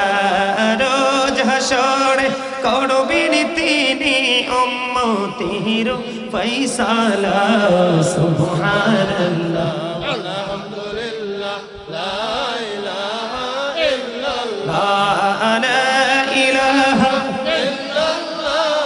লা ইলাহা ইল্লাল্লাহ মুহাম্মাদুর রাসূলুল্লাহ সাল্লাল্লাহু আলাইহি ওয়াসাল্লাম। আলহামদুলিল্লাহ। বলে জিকির বলতে কি বোঝায়? সুবহানাল্লাহ বলা মাওলার জিকির, আলহামদুলিল্লাহ বলা মাওলার জিকির, লা ইলাহা ইল্লাল্লাহ বলা মাওলার জিকির, আল্লাহু আকবার বলা আল্লাহর জিকির, সৎ কাজের জন্য কাউকে ডাকা আল্লাহর জিকির, অসৎ কাজের জন্য কাউকে নিষেধ করা এটাও আল্লাহর জিকির। কারণ হুব্বা ফিল্লাহ ওয়াল বুগদা ফিল্লাহ, love for Allah and hate for Allah, ভালোবাসাও আল্লাহর জন্য। আমি কোন জায়গাকে ভালোবাসবো আল্লাহর জন্য, এটাও জিকির। আমি কোন মানুষকে ভালোবাসবো আল্লাহর জন্য, এটাও জিকির। আমি আবার কোন জায়গাকে ঘৃণা করবো, এটাও আল্লাহর জিকির। কোন মানুষকে আমি অন্তর থেকে ঘৃণা করবো, ইগনোর করবো, কন্টিনিউয়াসলি তাকে আমি অ্যাভয়েড করে চলবো, এটাও আল্লাহর জিকির। ও বন্ধু, তার পূর্ণ রূপটা যদি আমি আপনাদেরকে দেখাতে চাই, নামাজ হলো আল্লাহর জিকিরের জলসা। যেমন একই জায়গায় যে আমলটা দাঁড়িয়ে এবং বসে সম্পূর্ণ করা হয়, যেই আমলটা একই জায়গায় দাঁড়িয়ে এবং বসে সম্পূর্ণ করা হয়, এটা হলো মাওলার জিকিরের জলসা। যেই আমলটা বিভিন্ন জায়গা পরিদর্শন করে সম্পূর্ণ করতে হয়, এটা হলো মাওলার জিকিরের জুলুস। যেমন হজ হলো আল্লাহর জিকিরের জুলুস, বিভিন্ন জায়গা পরিদর্শন করে সম্পূর্ণ করা হয়। সহজে বুঝতে পেরেছেন? আরে জোরে, এত এত এত এত তাড়াতাড়ি আপনারা দুর্বল হলে কিভাবে হবে? মাত্র তো বাজে রাত 10:33, এখনো তো শীতের রাত হলো অন্য রাতের 2টার সময়, এখনো তো এক রাত্র পার হয় না, ঠিক না? আসতে বলেন কেন? আরো জোরে বলেন না, আরে আরো জোরে। বাপরে বাপ, অনেকের ভিতরে কি গেটা, কবরে গেলে বুঝবেন অটো হয়ে যাবে ওর সেটা। বুঝেন নাই?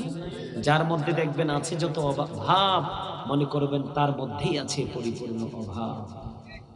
বুঝেন নাই? কারণ আল্লাহ ডাজন্ট লাইক দ্য প্রাউড, আল্লাহ অহংকারীকে পছন্দ করেন না। কারণ অহংকার একমাত্র আল্লাহরই সাজে। কারণ আল্লাহ ইজ ওয়ান, কুল হু আল্লাহু আহাদ লা শারিক, যার সাথে কোনো শরীক, যার কোনো মরণ, যিনি পরিচালনা করছেন কিন্তু পরিচালিত হচ্ছেন না, যিনি মানুষকে খাওয়াচ্ছেন কিন্তু খাচ্ছেন না, যিনি বডি ক্রিয়েট করছেন, সৃষ্টি করছেন কিন্তু সৃষ্টি হচ্ছেন না, ঠিক কিনা বলেন? যিনি কারো কাছ থেকে জন্ম নেয়নি, কাউকে জন্ম দেয়নি। জোরে জোরে কন্যা আল্লাহু আকবার, আরো জোরে বলেন না। তিনি কোনো কিছুর উপর নয়, তিনি যদি কোনো কিছুর উপর হয় তিনি হন বহনকৃত, ঠিক না? আল্লাহ স্থান থেকে পবিত্র। বুঝে আসে না কথা? আরো জোরে। এই জন্যই শ্রেষ্ঠ নিদর্শন হলো আপনার আমার প্রিয় নবী। কে? আরো জোরে। নবীজির কথা ঠিক না বা ঠিক? আরো জোরে। হযরত মুহাম্মদ সাল্লাল্লাহু আলাইহি ওয়াসাল্লাম was born in a country. His father's name was Abdullah. His mother's name was Amina. His father died before he was born. He lost his mother in his childhood. He was very truthful. তিনি ছিলেন শ্রেষ্ঠ সত্যবাদী। আল্লাহ রাব্বুল আলামিন বলেছেন হি was very truthful, এটা past tense, তিনি ছিলেন শ্রেষ্ঠ সত্যবাদী। আল্লাহ রাব্বুল আলামিন আমাদেরকে বলেছেন অকুলু কাওলান সাদীদা, আল্লাহ বলেছেন সে দা রাইট থিং, সত্য কথা বলো, সঠিক কথা বলো। এই জন্য আমি আজকে হেডলাইন দিয়েছি আইয়ুহাল্লাযীনা আমানু কু আনফুসাকুম ওয়া আহলিকুম নার। আল্লাহ বলেছেন O believers save yourself and your families from the fire. Allah ইমানদারদেরকে ডেকে ডেকে বলেছেন তুমি জাহান্নাম থেকে বাঁচো এবং তোমার পরিবারকেও জাহান্নাম থেকে বাঁচাও। এখন বাঁচতে হলে, বাঁচাতে হলে আপনাকে অবশ্যই জিকিরের ট্রেনিং নিতে হবে এবং দিতে হবে। কারণ এখনকার যুগের বাবা মাকে আগে জাহান্নামে ঠকাবে আল্লাহ। কারণ every parent should take care their children very carefully. প্রত্যেকটা পিতামাতার উচিত সন্তানের দায়িত্ব যত্ন সহকারে পালন করা। আমরা সন্তান হিসেবে আমাদের উচিত we should obey our parents, আমাদের প্রত্যেকের উচিত আমাদের পিতামাতাকে মান্য করা। কারণ paradise of the child under the feet of the mother, মায়ের পায়ের নিচেই সন্তানের জান্নাত। ঠিক না ঠিক? আপনি সন্তানকে মানুষ করবেন, সন্তান আপনাকে ভালো কিছু উপহার দেবে। মাস্টার সাহেব কি বলেন? কি আরে চলে সন্তান হলো কাদামাটির মতো। কিসের মতো? আপনি যেইভাবে আপনি তাকে ক্রিয়েট করবেন সে সেইভাবেই তৈরি হবে, সেইভাবে সে সৃষ্টি হবে। আপনারা কি জানেন পিতামাতাকে কি দায়িত্ব দেওয়া হয়েছে সন্তান সম্বন্ধে? সন্তানের প্রতি কি দায়িত্ব আল্লাহ রাব্বুল আলামিন পিতামাতাকে দিয়েছে সেটা কি আপনারা জানেন? তোমার কথা বলে না কেন? জানলে বলবেন হ্যাঁ, নাইলে বলবেন না। যদি না বলেন আমি জানিয়ে দিব, আর যদি বলেন হ্যাঁ আমি সাইলেন্ট হয়ে যাব। আপনারা কি জানেন? জানেন না। এটা হচ্ছে সত্য সঠিক মেসেজ। জানেন না, এটাই বাস্তব। আল্লাহ রাসূল বলেছেন তোমরা তোমাদের সন্তানদেরকে 3টি বিষয় শিক্ষা দাও। কয়টি বিষয়? আল্লাহর হাবিব সরকারে মদিনা তিনি বলেছেন আদিবু আওলাদাকুম আলা 3 খিসালিন হুব্বি নবীকুম ওয়া হুব্বি আহলি বাইতিহি ওয়া আলা কিরাতিল কুরআন। রাসূল বলেছেন তোমরা তোমাদের সন্তানদেরকে 3টি বিষয় শিক্ষা দাও। কয়টি? একটা হলো হুব্বি নবীকুম, it is the love of the prophet, নবীর ভালোবাসা শেখাও, কারণ নবীর প্রেমই হলো ঈমান। এই ভালোবাসা শেখানো, এই ভালোবাসা প্রত্যেকের অন্তরে ধারণ করা, এটা আমরা ঈমানদার হিসাবে আমাদের জন্য ফরজ। এরপরে রাসূল বলেছেন হুব্বি আহলি বাইতিহি, টিচ ফ্যামিলি লাভ, নবীর পরিবারের ভালোবাসা শেখাও, আহলে বাইতের ভালোবাসা শেখাও, কারণ এই ভালোবাসাটাও আমাদের জন্য ফরজ। এরপরে বলেছেন আলা কিরাতিল Quran, learn to recite the holy Quran, তোমরা তোমাদের সন্তানদেরকে কোরআন তেলাওয়াত শেখাও। এই পিচ্চি এক পকেটে ঢুকাও, একদম সুন্দর করে বসো। এই ঠিক আছে, ওকে। আমার কথা কি আপনাদের বুঝে আসে? আমার দিকে তাকান। আসে? প্রথমে নবীর প্রেম, তারপরে নবীর পরিবারের প্রেম, তারপরে কোরআন তেলাওয়াত। সুবহানাল্লাহ বলেন। কারণ এই কারণে নবী এবং নবীর পরিবারে দুইটা হলো ঈমান আর কোরআন হলো আমল। কারণ আপনার ঈমান যদি টেকসই না হয়, ঈমান হলো গাছ আর গাছের ডালা হলো আমল। ধীরে ধীরে কথা সুবহানাল্লাহ। মূলটা যদি ঠিক না থাকে কখনোই কিন্তু বৃদ্ধি পায় না, বৃদ্ধি পায় না। কথা কি বুঝে আসে? কার কার বুঝে আসে? হাত তুলে দেখান, 2 হাত সোজা করে, 2 হাত উঠান এভাবে সোজা, একদম স্ট্রেট। মারহাবা। সম্মানিত উপস্থিতি, ছোট্ট করে বলছি, নবী সম্পর্কে তথ্য অনেক আছে, দিব আজকে। তবে নবীর পরিবার সম্পর্কে অনেকের মধ্যেই একটা রীতিমতো কনফিউশন থাকতে পারে। বলে নবীর পরিবারকে কেন ভালোবাসতে হবে, ভালোবাসাটা কেন ফরজ? সম্মানিত উপস্থিতি, নবীর পরিবার, নবীর আহলে বাইতের মধ্যে অন্যতম হলো মা খাতুনে জান্নাত ফাতেমা। কে? একটু একেবারে অ্যাটেনটিভলি কথাগুলো শুনুন। আল্লাহ রাসূল বলেছেন ফাতেমাতু সাইয়্যিদাতু নিসাই আহলিল জান্নাহ। রাসূল বলেছেন mother Fatema is the leader of females in Jannah. আমার নবী বলেছেন মা খাতুনে জান্নাত ফাতেমা পৃথিবীর সমস্ত মুমিনাদের জান্নাতে সরদারিনী রিসিপশনে থাকবে। মুমিনা নারীদের জন্য, যেই নারীরা আল্লাহ রাসূলের পাগল হয়েছে তাদেরকে রিসিভ করবে মা খাতুনে জান্নাত ফাতেমা, এবং নেতৃত্ব দিয়ে তাদেরকে জান্নাত পর্যন্ত পৌঁছে দেবে। তাকে ভালোবাসতে হবে না? এই ভালোবাসাটা থাকতে হবে আমার মা বোনদের সিনায়। এবার আসেন, এখানে অনেক যুবক আছে, ইয়াং ম্যান, যুবক যারা আছো তোমাদেরকে বলছি, আল্লাহ রাসূল বলেছেন আল হাসান ওয়াল হুসাইন সাইয়্যিদ শাবাবি আহলিল জান্নাহ। রাসূল সাল্লাল্লাহু আলাইহি সাল্লাম বলেছেন Imam Hasan and Husain are the leader of younger people in Jannah. আমার রাসূল বলেছেন, ইয়াং মেন যারা তরুণ, যারা যৌবনকালে আমল করতে ভালোবাসো, যৌবনকালে আলেমদের সাথে প্রেমের ডুরি লাগিয়েছো, যৌবনকালে কোনো না কোনো হক্কানি আলেমকে ফলো করে তুমি বাস্তব জীবনটাকে বাস্তবায়ন করেছো, আমার নবী বলে দিয়েছেন ওই সমস্ত যুবকদের জন্য আমার দুই কলিজার টুকরা ইমাম হাসান হুসাইন জান্নাতে তাদের সরদার হবে, লিডার হবে, তাদের নেতৃত্ব দিবে। কেন দিবি? রাসূল বলেছেন হুমা রাইহানাইয়া মিনাদ দুনিয়া। রাসূল বলেছেন Imam Hasan and Husain two my flower in the world. আমার নবী বলেছেন ইমাম হাসান হুসাইন দুইটা, আমার নবী বলেছেন দুনিয়া আমার দুইটা ফুল। আর জোরে করতে সুবহানাল্লাহ। আমার মুরব্বীরা মনে মনে ভাবতেছেন, হুজুর আমরা মুরব্বী হয়ে কি বাদ গেলাম? মুরব্বীদের জন্য স্পেশাল নিয়ামত বিভিন্ন রকমের নিয়ামত। এর মধ্যে যারা বৃদ্ধ তাদের নেতৃত্ব দিবে কাল হাসরের ময়দানে, জান্নাতে নেতৃত্ব দিবে হযরতে আবু বকর সিদ্দিক রাদিয়াল্লাহু আনহু। জোরে জোরে বলুন সুবহানাল্লাহ, আর জোরে বলুন সুবহানাল্লাহ। আমার নবী বলেছেন আবু বকরের সম্পদ আমার যত উপকারে এসেছে আর কারো সম্পদ তো উপকারে আসেনি। আবু বকর শুনে উত্তর দিলেন, ইয়া রাসূলুল্লাহ, আমার সম্পদ নয়, আমার জীবনটাও আপনার জন্য। আর আমরা নিজেদেরকে সুন্নি দাবি করি, নিজেদেরকে আহলে সুন্নাত ওয়াল জামাতের সদস্য মনে করি, কিন্তু যখন কাজের কথা বলি একটা কেউ খুঁজে পাওয়া যায় না। এই সুন্নিয়ত দিয়ে জান্নাতে যাবেন, ও মাই গড, ভাবতে অবাক লাগে, এত সহজ নয়। সুন্নিয়ত মানে হলো কি? ফরজ বলেন, ওয়াজিব বলেন, সুন্নাত বলেন, মুস্তাহাব বলেন, শুরু থেকে শেষ পর্যন্ত ফার্স্ট টু লাস্ট আপনার প্রত্যেকটা জায়গাকে যথাযথভাবে আপনি বাস্তব জীবনে বাস্তবায়ন করে পথ চলার নাম হলো সুন্নিয়ত। রাসূল বলেছেন আহলে সুন্নাহ ওয়াল জামাত ইজ দ্য বেস্ট পার্টি মা আনা আলাইহি ওয়া আসহাবি। শ্রেষ্ঠ দল হলো আহলে সুন্নাত ওয়াল জামাত। এই দলের জন্যই জান্নাত বরাদ্দ। ওই দলগুলোর জন্য দিক নির্দেশনা হলো হযরত আলী। রাসূল বলেছেন I am a city of education, the gate of that city is Ali, আনা মাদিনাতুল ইলমি ওয়ালিউহা। আমার নবী বলেছেন আমি হলাম শিক্ষার শহর, আর সেই শহরের দরজা হলো আমার আলী। আহলে বাইতের এই হলো সংক্ষিপ্ত মর্যাদা। লম্বা আলোচনা করলে অনেক সময় লাগবে, আমি কোট করে করে টপিক আকারে আলোচনা শোনাবো আজকে আপনাদেরকে। এই জন্য কারণ আপনাদের এখানে শিক্ষার যথেষ্ট অভাব, টিচিং প্রফেশনটা একেবারে দুর্বল, এই কারণে আপনারা এত দুর্বল। আজকে যদি আপনারা যদি অ্যাক্টিভ হতেন, আপনারা অনলাইনে আমার আলোচনাগুলো দেখবেন, লক্ষ লক্ষ মানুষ দাঁড়িয়ে থাকে শুধু একটু কথা শোনার জন্য।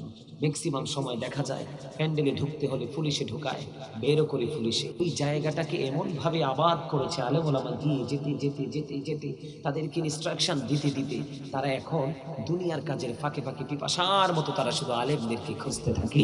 তার কারণ হলো হক্কানি আলেমরা, হক্কানি আল্লাহর ওলিরা, আল্লাহ রাসূলের বিধি বিধানের খনি, তাদের কাছে গেলেই শুধু সমাধান, গেলেই শুধু সমাধান, গেলেই শুধু সমাধান। এই জন্য রাসূল বলেছেন ফাদখুলি ফি ইবাদি ওয়াদখুলি জান্নাতি। আল্লাহ বলেছেন join with my dear people, come to my paradise. আমার প্রিয় লোকেদের সাথে যুক্ত হও আর আমার জান্নাতে চলে আসো। আপনি মনে মনে বলেন যে হুজুর জান্নাতে কি করব? আল্লাহ রাব্বুল আলামিন বলে যদি তুমি আমার প্রিয় হয়ে কবরে আসতে পারো, আল্লাহ বলেছেন ইনদা রাব্বিহিম ইউযাকুন, তোমাদের জন্য জান্নাতি খাবার রেডি করা আছে।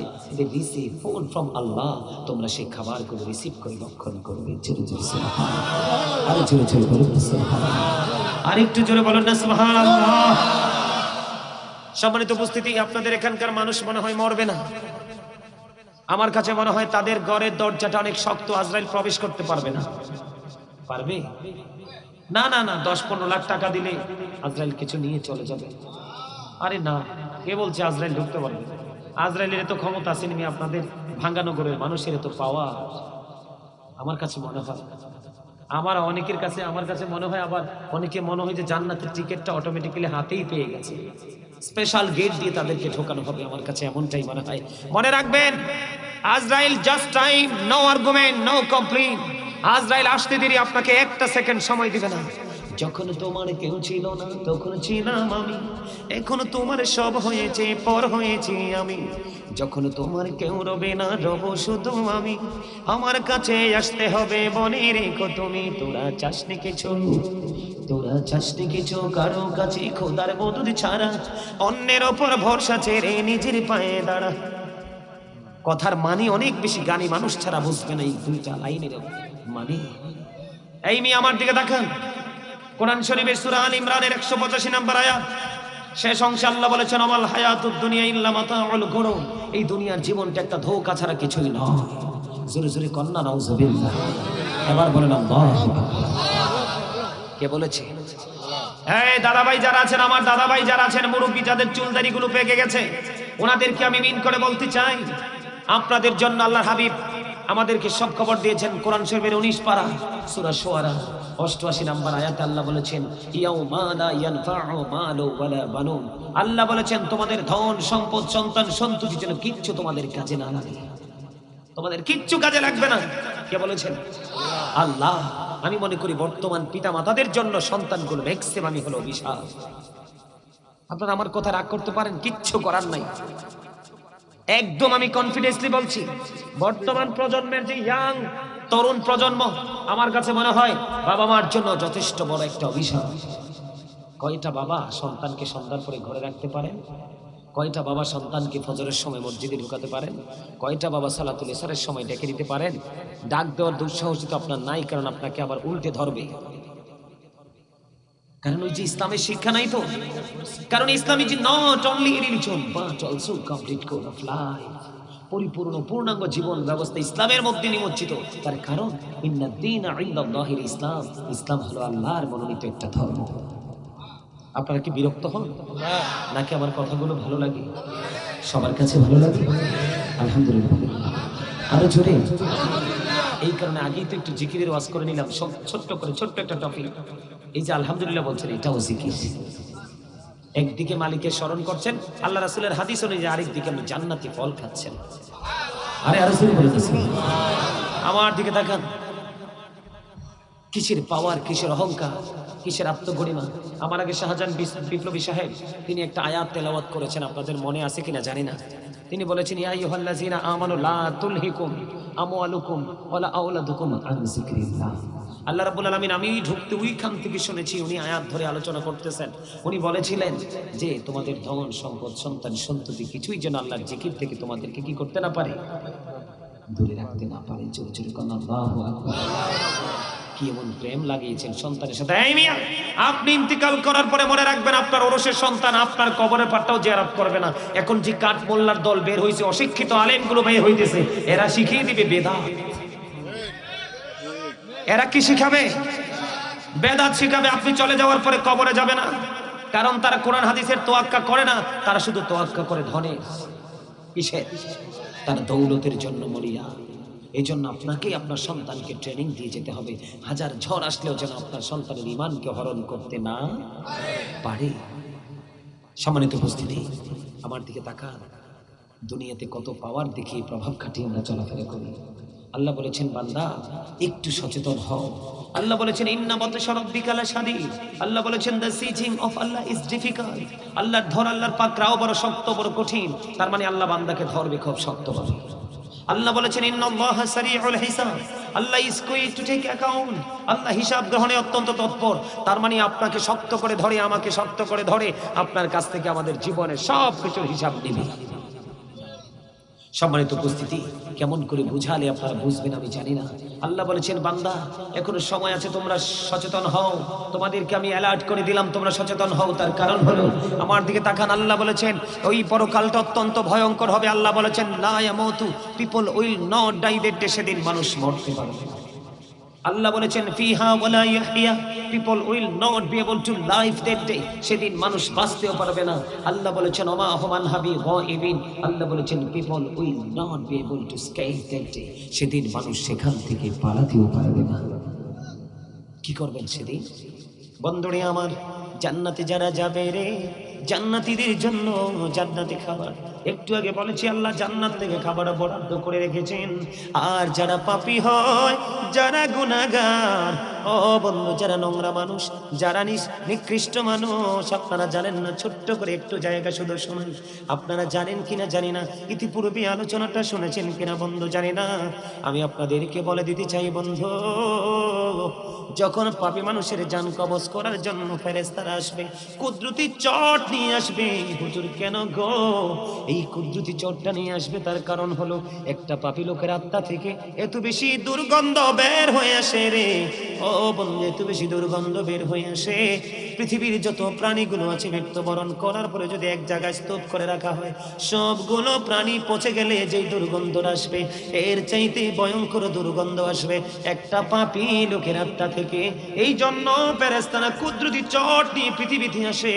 ও বন্ধু, এটাকে চট নিয়ে পেঁচিয়ে যখন আসমান পর্যন্ত চলে যায়, আসমানের দরজা খুলবে না, ওখান থেকে আত্মাটাকে নিক্ষেপ করা হবে। বন্ধু, কবরে যাইতে দেরি রে, তার কবরে আযাব শুরু হতে দেরি হবে না। জোরে জোরে বলুন না নাউজুবিল্লাহ, আর জোরে বলুন না নাউজুবিল্লাহ। বন্ধু, তোমরা জানো না, এই জন্য বলছি তোমরা দেহকেও সুস্থ রাখো, রূহটাকেও সুস্থ রাখো, তোমাদের বডিকেও তুমি সুস্থ রাখো, তোমার আত্মাকেও সুস্থ রাখো। আজকে আমি সিদ্ধান্ত নিয়ে এসেছি দুই ধরনের আলোচনা করবো। কয় ধরুন? আর জোরে বলেন। এই বর্তমান যুগে মানুষ কি সুস্থ বেশি না অসুস্থ বেশি? তার কারণ কি আজও পর্যন্ত তার কারণ কি আপনারা কেউ আজও পর্যন্ত খুঁজেছেন? যে যুগের মানুষগুলো কেন রে তো অসুস্থ হয়? ঘরে ঘরে, গ্রাম নয় শহর নয়, ও বন্ধু, আঁকা বাঁকা মেঠো পথে হেঁটে যায়, চারপাশ শুধু জলাশয় আর উঁচু নিচু মেঠো ভূমি। এই উঁচু নিচু ভূমি, বন্ধু, আঁকা বাঁকা মেঠো পথ, ওখানকার মানুষগুলো 100% নিরাপদ থাকার কথা। তার কারণ হলো ওখানে বন্ধু জল ভরা আছে মাছ, গোলা ভরা আছে ধান, মাঠ ভরা আছে বন্ধু বিভিন্ন রকমের সবজি ফল ফসল। এই মানুষগুলো ফরমালিন যুক্ত খাবার খায় না, পিওর খাবার খায়, তারপরেও কেন তাদের বডিটা দুর্বল হয়ে যাচ্ছে? ধীরে ধীরে খুব দ্রুত গতিতে বডিটা একেবারে দুর্বল।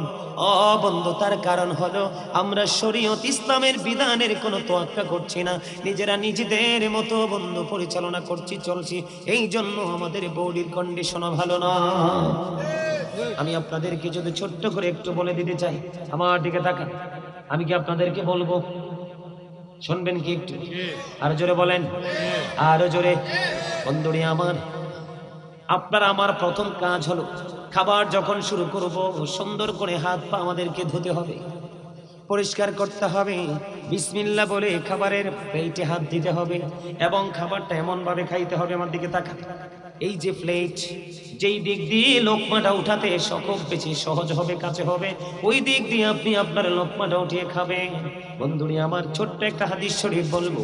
আপনার আমার প্রাণের নবীর সামনে একজন ব্যক্তি খাবার খাচ্ছে, কিন্তু তিনি বিসমিল্লাহ বলতেন না, বিসমিল্লাহ বললেন না। খাবার খাইতে খাইতে খাইতে খাইতে বন্ধু একেবারে প্লেটের শেষ পর্যায়ে চলে গেলেন। এক লোকমা শুধু বাকি আছে। কয় লোকমা? মাত্র একটি লোকমা বাকি আছে। একটি লোকমা খাবার খাওয়ার আগে ওই ব্যক্তি পড়ে নিলেন বিসমিল্লাহি আওয়ালাহু ওয়া আখিরাহ। জোরে জোরে বলুন আল্লাহু আকবার, আর জোরে বলুন না সুবহানাল্লাহ। তিনি যখন এই দোয়া পড়ে যখন একটা লোকমা মুখের দিকে উঠিয়ে নিলেন, ও বন্ধু, আমার নবী সঙ্গে সঙ্গে মিষ্টি হাসি দিয়ে দিলেন। জোরে জোরে বলুন না সুবহানাল্লাহ। আমার হাদিস শরীফের মূল যে ভাষাটা, আমি মর্মটা বোঝাচ্ছি আপনাদেরকে। নবীজি দেখতেছেন একটা লোক খাবার খাচ্ছে, কি খাচ্ছে, এবং আর একটা মজার খবর হলো কোনোভাবে বন্ধু দাঁড়িয়ে খাওয়া যাবে না, কোনোভাবে বন্ধু বাম হাতে খাওয়া যাবে না, খাইতে হবে ডান হাতে। জোরে জোরে সুবহানাল্লাহ। বন্ধুরে আমার নবীর সামনে একজন খাবার খাচ্ছেন, তিনি দেখতেছেন তিনি বাম দিকে খাবার উঠিয়ে খাচ্ছেন। তিনি খাবার বাম দিকে যখন খাচ্ছেন, রাসূল ইশারা করে বললেন তুমি ডান দিক দিয়ে শুরু করো, ডান হাতে খাবারটা খাও। ওই ব্যক্তি বললেন আমি ডান হাতে খেতে পারি না। মূলত তিনি ডান হাতে খেতে পারে, অহংকার করে তিনি বাম হাতে খাইলেন, নবীর কথাকে মানলেন না। আমার নবী সঙ্গে সঙ্গে বলে দিলেন তুমি যেন আর কোনোদিন যেন ডান হাতে খেতে না পারো। আল্লাহি, আল্লাহর কসম করে বলছি, হাদিস শরীফ প্রমাণ করেছে বন্ধু, ওই ব্যক্তিটা কিয়ামত মৃত্যু পর্যন্ত আর কোনোদিন ডান হাতে কোনো কিছু উঠাতে পারেনি। আওয়াজ তুলে বলুন না নাউজুবিল্লাহ। একদিকে শুরু করতে হবে, কোন দিক দিয়ে? ডান দিক দিয়ে। হাতটা দিতে হবে প্লেটের খুব কাছে দিয়ে, যেই দিক থেকে লোকমা ওঠানো একেবারে সহজ, আর হাতটা দিতে হবে বিসমিল্লাহ বলে। আল্লাহর হাবিব বলেছেন তাড়াহুড়া হয়ে গেছে। আমরা বাঙালি এতটাই দুষ্ট, ফার্স্ট টাইমে যদি আমি বলি তিনি বলবে আই এম ভেরি টায়ার্ড, খুবই ক্লান্ত, বিসমিল্লাহ মামার বাড়ি বেড়াইতে গেছে, বিসমিল্লাহ বলতে পারবো না। খাইতে খাইতে খাইতে খাইতে এত বেশি খেয়েছি, সবার শেষে বলবে আই এম ভেরি রিল্যাক্স। কথা কন না কেন? এই জন্য শুরুতে বিসমিল্লাহ নাই, শেষে আলহামদুলিল্লাহ নাই। ও বন্ধু, ওয়াজ হচ্ছে বুদ্ধিমানদের জন্য, বিবেকবানদের জন্য। ওয়াজ বুদ্ধিহীন এবং বিবেকহীনদের জন্য নয়। ওয়াজ মজা লাগবে বুদ্ধিমান যারা দুনিয়ার সময় দুনিয়ার কাজ করে, আখেরাতের সময় আখেরাতের কাজ করে। যখন এলাকায় মাহফিল হয় আলেমদের মধ্যে সে বসে, এর চেয়ে বড় বুদ্ধিমান সৃষ্টি জগতে আর কেউ নাই। জোরে জোরে কন্যা সুবহানাল্লাহ। আমার কথা কি আপনাদের কাছে ভালো লাগে? আরো জোরে বলেন। বলবো, একটু জানানো দরকার আছে কিনা? বন্ধুরে আমার নবী বলতেছিলেন তাহলে কি করতে হবে? ডান দিক দিয়ে বাম দিকে খেলে কিন্তু আপনি অহংকার করলেন। অহংকারীকে কাল কিয়ামতের দিন ছোট্ট ছোট্ট পিপিলিকা বানানো হবে, চারপাশ অপমান ঘিরে ফেলবে। নবীজি বলেছেন বাউলাস নামক জাহান্নামের দিকে টেনে হেসড়ে নিয়ে যাওয়া হবে। বন্ধু, অত্যন্ত নিকৃষ্ট রূপে রূপান্তরিত হবে। যাদের মধ্যে বিন্দু পরিমাণ অহংকার থাকবে তারা যাবে জাহান্নামে, যার মধ্যে বিন্দু পরিমাণ ঈমান থাকবে সে যাবে জান্নাতে। সুবহানাল্লাহ। আমি ছোট্ট করে টপিক আকারে আলোচনা শেষ করে দিই, মনটা দিয়ে শুনবেন। আবারও বলছি বন্ধুরে আমার, আমি আমার মা বোনদেরকে বেশি বেশি করে আলোচনা শোনার জন্য বলবো।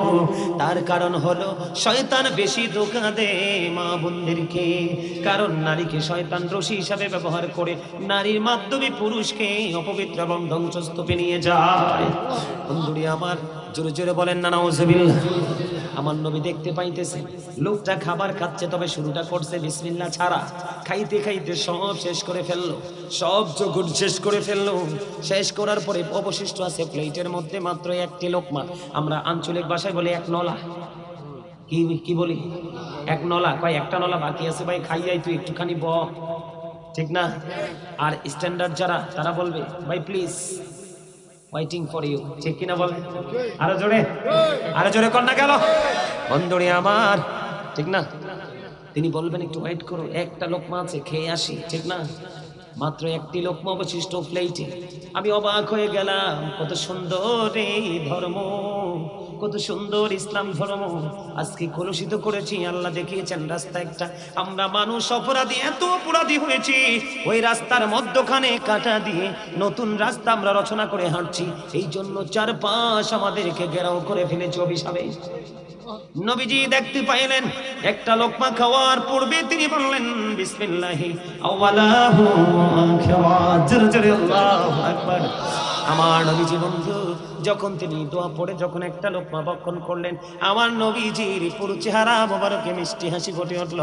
ও বন্ধু, প্রশ্ন করেন যদি নবী গো, এতক্ষণ আপনি খুব রাগান্বিত ছিলেন, এখন কেন গো মিষ্টি হাসি দিলেন? মনে হয় যেন মুক্তা ঝরছে আপনার হাসি রেখে। আরো জোরে কন্যা সুবহানাল্লাহ।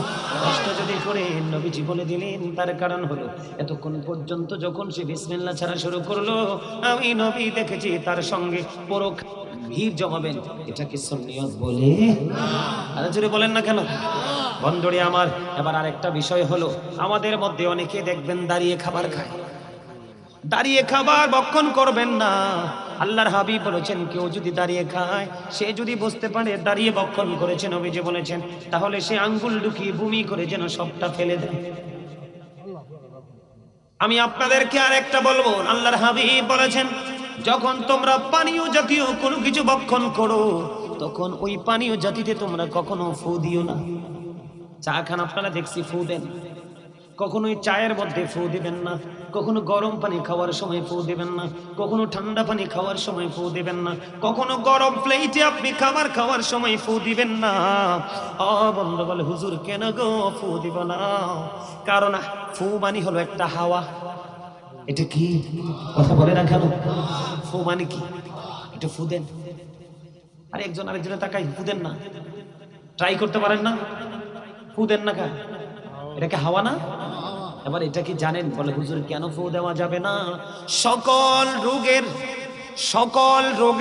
সকল বিমার সকল টক্সিনের কেন্দ্রবিন্দু হলো স্টমাক, পাকস্থলী।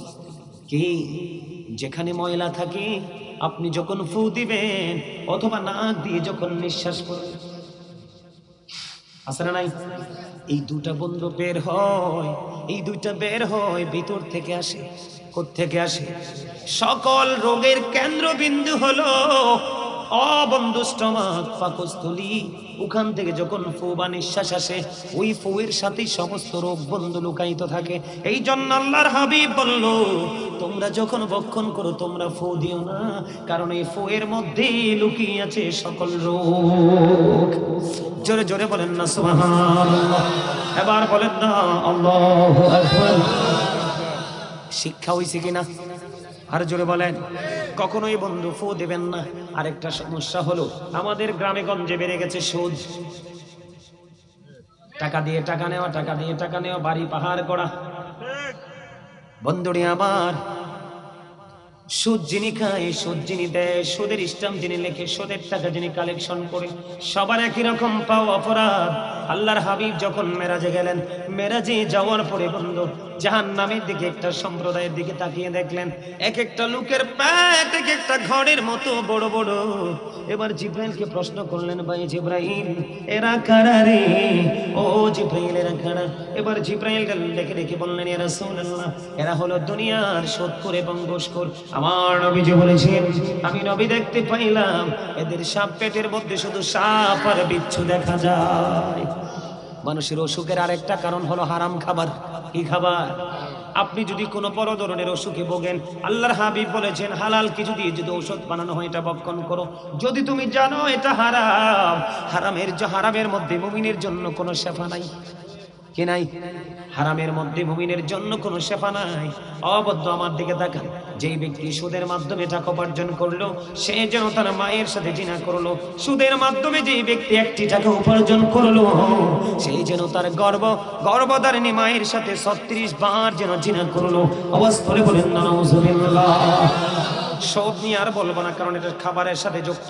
আরেকটা সমস্যা হলো বুখারী শরীফের মধ্যে সে হাদিস খানা, 9 টাকা আপনার হালাল, 1 টাকা হারাম। সুদের হোক, ঘুষের হোক, পরের হোক, মারার হোক, নবীজি বলেছেন 1 টাকা 9 টাকার সাথে যুক্ত করে যদি জামা কিনে নামাজ পড়ো, কিয়ামত পর্যন্ত নামাজ পড়তে পারবে, তোমার নামাজ আল্লাহর দরবারে কবুল হবে না। জোরে কন্না নাউজুবিল্লাহ। আর জোরে বলেন। বন্ধুরে আমার, আমি আপনাদেরকে বলে দিতে চাই, এই যে কারণগুলো আপনারা জেনে নেন। আর একটা কারণ হলো, বিশেষ করে বাংলাদেশের মানুষ অসুস্থ হওয়ার, শারীরিকভাবে সে দুর্বল হওয়ার কারণ হলো, আমার দিকে তাকান। বন্ধু, বর্তমানে এখনকার যেই দেশকে ইয়েমেন বলা হয়, কি বলা হয়? যেই দেশকে বর্তমানে ইয়েমেন বলা হয়, আমার দিকে তাকান, আরবের পার্শ্ববর্তী দেশ, এটাকে ইয়েমেন বলা হয়। এটাকে একটা সময় বলা হতো বন্ধু পারস্য। কি বলা হতো? এটাকে একটা সময় বলা হতো পারস্য। আপনার আমার প্রাণের নবী সুস্থ থাকার জন্য টিচিং দিচ্ছি, সুস্থ থাকার জন্য। বন্ধুরে আমার, যখন আমার দিকে তাকান, যখন বন্ধু আমার নবী পৃথিবীর বুকে কদম দিল, আরব থেকে দূর হয়ে গেল বন্ধু রোগ বিমার। জোরে জোরে কন্যা সুবহানাল্লাহ। সমস্ত প্রতিকূল অবস্থা বন্ধু অনুকূলে চলে আসলো, পুরো নিয়ামতে পরিপূর্ণ হয়ে গেল। এই খবরটা বন্ধু চতুর্দিকে ছড়িয়ে গেল। কোন দিকে? চতুর্দিকেই খবরটা বন্ধু ছড়িয়ে গেল। ছড়িয়ে যাওয়ার পরে বন্ধু পারস্যের বাদশা, কোন দেশের বাদশা? বর্তমানে যেটাকে বলা হয় ইয়েমেন। আমার দিকে তাকান। উনি কি করলেন? একজন চিকিৎসক পাঠালেন। কোথায়? আরবে। ওই চিকিৎসক 2 বছর পর্যন্ত আরবে বন্ধু বিচরণ করলো। কত বছর? মুখস্থ করেন, কত বছর? 2 বছর। 2 বছর বন্ধু ঘোরাঘুরির পরে তিনি কোনো অসুস্থ মানুষ খুঁজে পেলেন না। এবার আপনার আমার প্রাণের নবীকে প্রশ্ন করলেন যে, কেন গো আপনারা দেশের মানুষ অসুস্থ হয় না? 2 বছর আমি অবস্থান করেছি, আমি একজন ডক্টর, আমি একজন চিকিৎসক, আমি একটা মানুষ এখনো পর্যন্ত অসুস্থ পেলাম না। তার কারণ কি? তার মানে কি? এবার তিনি বলে দিয়েছেন, তার কারণ হলো আমার দেশের মানুষ অনেক বেশি খিদা যতক্ষণ না লাগে ততক্ষণ খায় না। আমার খাবার যখন খাইতে বসে, পেটটা ভরার আগে তারা খাবার ছেড়ে চলে যায়। তার মানে হলো সুস্থ থাকার জন্য আরেকটা বন্ধু দারুণ একটা সুযোগ আমি বলছি। পেটটাকে আপনি 3 ভাগে ভাগ করবেন। কয় ভাগ? একটা ভাগ খাবার দিয়ে ভরাট করবেন, আরেকটা ভাগ আপনি পানি দিয়ে ভরাট করবেন, আর একটা ভাগ আপনি পুরো খালি রাখবেন। ওই বডিতে অসুখ আসবে না। জোরে জোরে করুন সুবহানাল্লাহ। আপনি যখন হারাম খাবেন এবং অনেক বেশি খাবার খাবেন, গলা পর্যন্ত এসে যাবে, ওই মানুষ দিন দিন রোগাক্রান্ত হবে। এক্সাম্পল যদি দেই বন্ধু, আপনারা দেখেন না রাস্তায়, আমি বন্ধু চুয়াডাঙ্গার দিকে মাহফিলে যাচ্ছি, হঠাৎ করে দেখলাম বড় একটা বোঝাই করা ট্রাক বন্ধু ভেঙে পড়ে গেল। ভেঙে পড়ে যাওয়ার পরে ড্রাইভার গুলো ট্রাকের নিচে পড়ে গেল। পিছনে দেখলাম একটা বাস, দ্রুত গতিতে বাসটা ব্রেক দিয়ে যাত্রীগুলো নেমে হাজার চেষ্টা করার পরে বন্ধু ট্রাকটাকে উঠালো। পরে দেখা যায় ওই মানুষটার বডিটা সেপটা হয়ে গেছে কিন্তু জিন্দা। বলে এখন কেন বুঝাইলেন? এখানে সাধারণভাবে বোঝাচ্ছি, এটার কারণ কি? পরে আমি দেখতে পাইলাম, জিজ্ঞেস করলাম এটার কারণ কি? এবার বলল এটা যেইটুকু বহন করতে পারবে তার চাইতে অনেক বেশি লোড নিয়ে নিয়েছে, যেটাকে বলা হয় ওভারলোড। ঠিক না বন্ধু? এক্সেলটা ভেঙে পড়ে গেছে, গাড়িটা বন্ধ কিছু হয়ে গেছে, অনেকগুলো মাল সম্পদ নষ্ট হয়ে গেছে। আপনাদেরকে আমি যদি বলি, কিছুদিন আগে আরো কয়েক মাস আগে ব্রিটিশ রানী দ্বিতীয় এলিজাবেথ মারা গেছে। গেছে কি গেছে না? উনি কিন্তু সহজে ওনার অসুস্থতার খবর পাওয়া যেত না, উনি অল টাইম সুস্থ থাকতেন, যদিও তিনি একজন খ্রিস্টান। তিনি কি, আরো জোরে বলেন, তিনি কি খ্রিস্টান? ওনার ইন্তেকালের পরে যখন জানতে চাওয়া হলো ব্রিটিশ রানী এলিজাবেথের সুস্থতার কারণ কি, ওই ব্রিটিশ রানী এলিজাবেথের জীবন বৃত্তান্ত তালাশ করে খুঁজে পাওয়া গেল। ওনার সুস্থ থাকার কারণ হলো, বন্ধু, উনি দিনের বেলা 4 বার খাইতো। কয়বার? অল্প অল্প করে, একটু পেটে খিদা লাগলে একটু খাবার খেতেন, খাবারের তুলনায় অনেক বেশি পানি পান করতেন। পেটে খিদা লাগলে আবার তিনি খাবার খেতেন, একটু পানি পান করতেন। যেই আদর্শ থাকার কথা নবীর উম্মতের মধ্যে, এই আদর্শ ছিনিয়ে নিয়ে গেছে বন্ধু বেঈমানেরা। আমরা মুসলমান কিন্তু আমাদের খবর নেই, আমরা ফলো করছি বেঈমান কাফের মুশরিককে। কথা কয় না কেন? আরো জোরে কর। খাইতে খাইতে গলা পর্যন্ত ভাত খায়, খিচুড়ি খায়, শ্যামাই খায়, বের গেলে দধি খায়, মিষ্টি খায়, শেষ পর্যন্ত কফি খায়। এই পর্যন্ত আসে, ঢেক দেওয়ার জায়গা নেই। আমি কিন্তু বাস্তব কথা বলছি আপনাদেরকে। এই সমস্যা বন্ধু, কম কম খাবার খাবেন, শরীর থাকবে সুস্থ। এবং কি কি খাবার খাবেন আমার দিকে তাকান। মানুষের শারীরিক সুস্থতার জন্য গুরুত্বপূর্ণ ভূমিকা রাখে গোশত, ঠিক না? আরো জোরে বলেন। আমলের ক্ষেত্রে গুরু অপরিসীম গুরুত্ব রাখে। বন্ধু, শারীরিক সুস্থতার গুরুত্ব অপরিসীম। ইবাদতের ক্ষেত্রে যত বেশি শরীর সুস্থ থাকবে তত বেশি কাজ এবং আমল করতে পারবো। শরীর যখন দুর্বল হয়ে যাবে বন্ধু, আমল করতে পারবো না। আল্লাহর হাবিব জানিয়ে দিয়েছেন, আমার দিকে তাকান, আল্লাহর হাবিব জানিয়ে দিয়েছেন, ছাগলের গোশত, উটের গোশত, গরুর গোশত, বিভিন্ন পাখির গোশত অত্যন্ত সুস্বাদু, তোমরা এগুলো খাও, তবে খাও। এর মধ্যে বর্তমানে মানুষের সবচেয়ে বেশি বিমার হলো গরুর গোশত, ঠিক না? আল্লাহর হাবিব জানতেন একটা সময় উম্মতগুলো দুর্বল হয়ে যাবে, গবাদি পশুগুলো, পোষা প্রাণীগুলো, তাদের বডিটা নষ্ট হয়ে যাবে। আল্লাহর হাবিব বলেছেন, তোমরা গোশত খাও খুবই কম, তোমরা দুধ খাও বেশি বেশি। সুবহানাল্লাহ বলেন না আরো জোরে। এখন আমরা গোশত খাই বেশি, দুধ খাই কম, ঠিক না? গোশতের মধ্যে লুকায়িত আছে অসুখ, আর দুধের মধ্যে আছে শারীরিক উপাদান। বলে হুজুর কেন গো? আমার নবী বলেছেন দুধের মধ্যে শারীরিক অনেক বেশি উপাদান। আর কারণ হলো এই দুধটা যেটা তৈরি হয়, যেটা উৎপাদন হয় গাভীর বডিতে, এটা তৈরি হয় সবুজ শ্যামল ঘাস থেকে। জোরে জোরে কন্যা সুবহানাল্লাহ, আর একটু জোরে বলুন না সুবহানাল্লাহ। তোমরা বেশি বেশি করে বন্ধু শাকসবজি খাবে, বয়েল করে করে বেশি বেশি করে শাকসবজি খাবে। গোশত তোমরা কম কম খাবে, আর খাবারটা তোমরা একেবারে কম খাবে, তাহলেই তোমাদের শরীরটা সুস্থ থাকবে। এবার আসেন, আমাদের মধ্যে যে রোগ বিমার আছে, কি আছে? রোগ বিমার আছে না নাই? আল্লাহর হাবিব সরকারে মদিনা তিনি বলে দিয়েছেন, দুইটা জিনিস তোমাদেরকে বিমার থেকে মুক্তি দিতে পারে। কয়টা জিনিস? একটা হলো কালো জিরা। বন্ধু, মৃত্যু রোগ ছাড়া সব রোগ ভালো হয়ে যায়। সুবহানাল্লাহ বলেন না, আর জোরে বলেন না, আর জোরে বলেন। আর একটা হলো মধু। বন্ধু, মধু এটা ফুলের নির্যাস। ওই মধু আপনারা বলবেন, আল্লাহর হাবিব সরকারে মদিনা তিনি বলে দিয়েছেন, মাসি যদি 3 দিন, কয়দিন? এক মাসে যদি কোনো মানুষ 3 দিন যদি সকালবেলা একটু একটু করে যদি মধু পান করতে পারে, আল্লাহর নবী বলেছে তার কোনো বড় ধরনের অসুখ হবে না। এবার আপনি সবকিছুই করলেন, তারপরেও বন্ধু আপনি অসুস্থ হয়ে গেলেন। অসুস্থ হয়ে যাওয়ার পরে আল্লাহর নবী বলেছেন, অসুস্থ হয়ে যাওয়ার পরে তোমাদের জন্য মজার একটা জিনিস আছে, সেইটা হলো ঔষধ। কারণ ঔষধও কিন্তু সুস্থতার একটা উসিলা। জোরে জোরে কোন ঠিক না বেঠি? আরো জোরে বলে ঔষধ কি?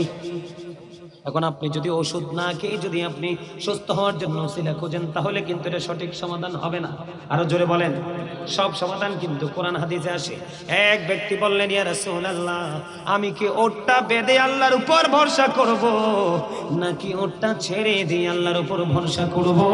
এবার আমার নবী বলে দিলেন, তুমি ওটটা বেঁধে তুমি আল্লাহর উপর ভরসা করো। জোরে জোরে করুন না সুবহানাল্লাহ।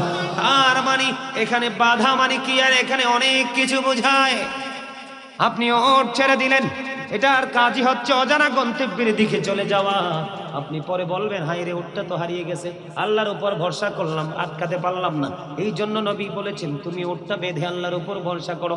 তার মানে অসুখ হয়েছে, তোমরা ঔষধ খাওয়ার মাধ্যমে আল্লাহর উপর সুস্থতার ভরসা করো। জোরে জোরে বলুন না সুবহানাল্লাহ। আরো জোরে।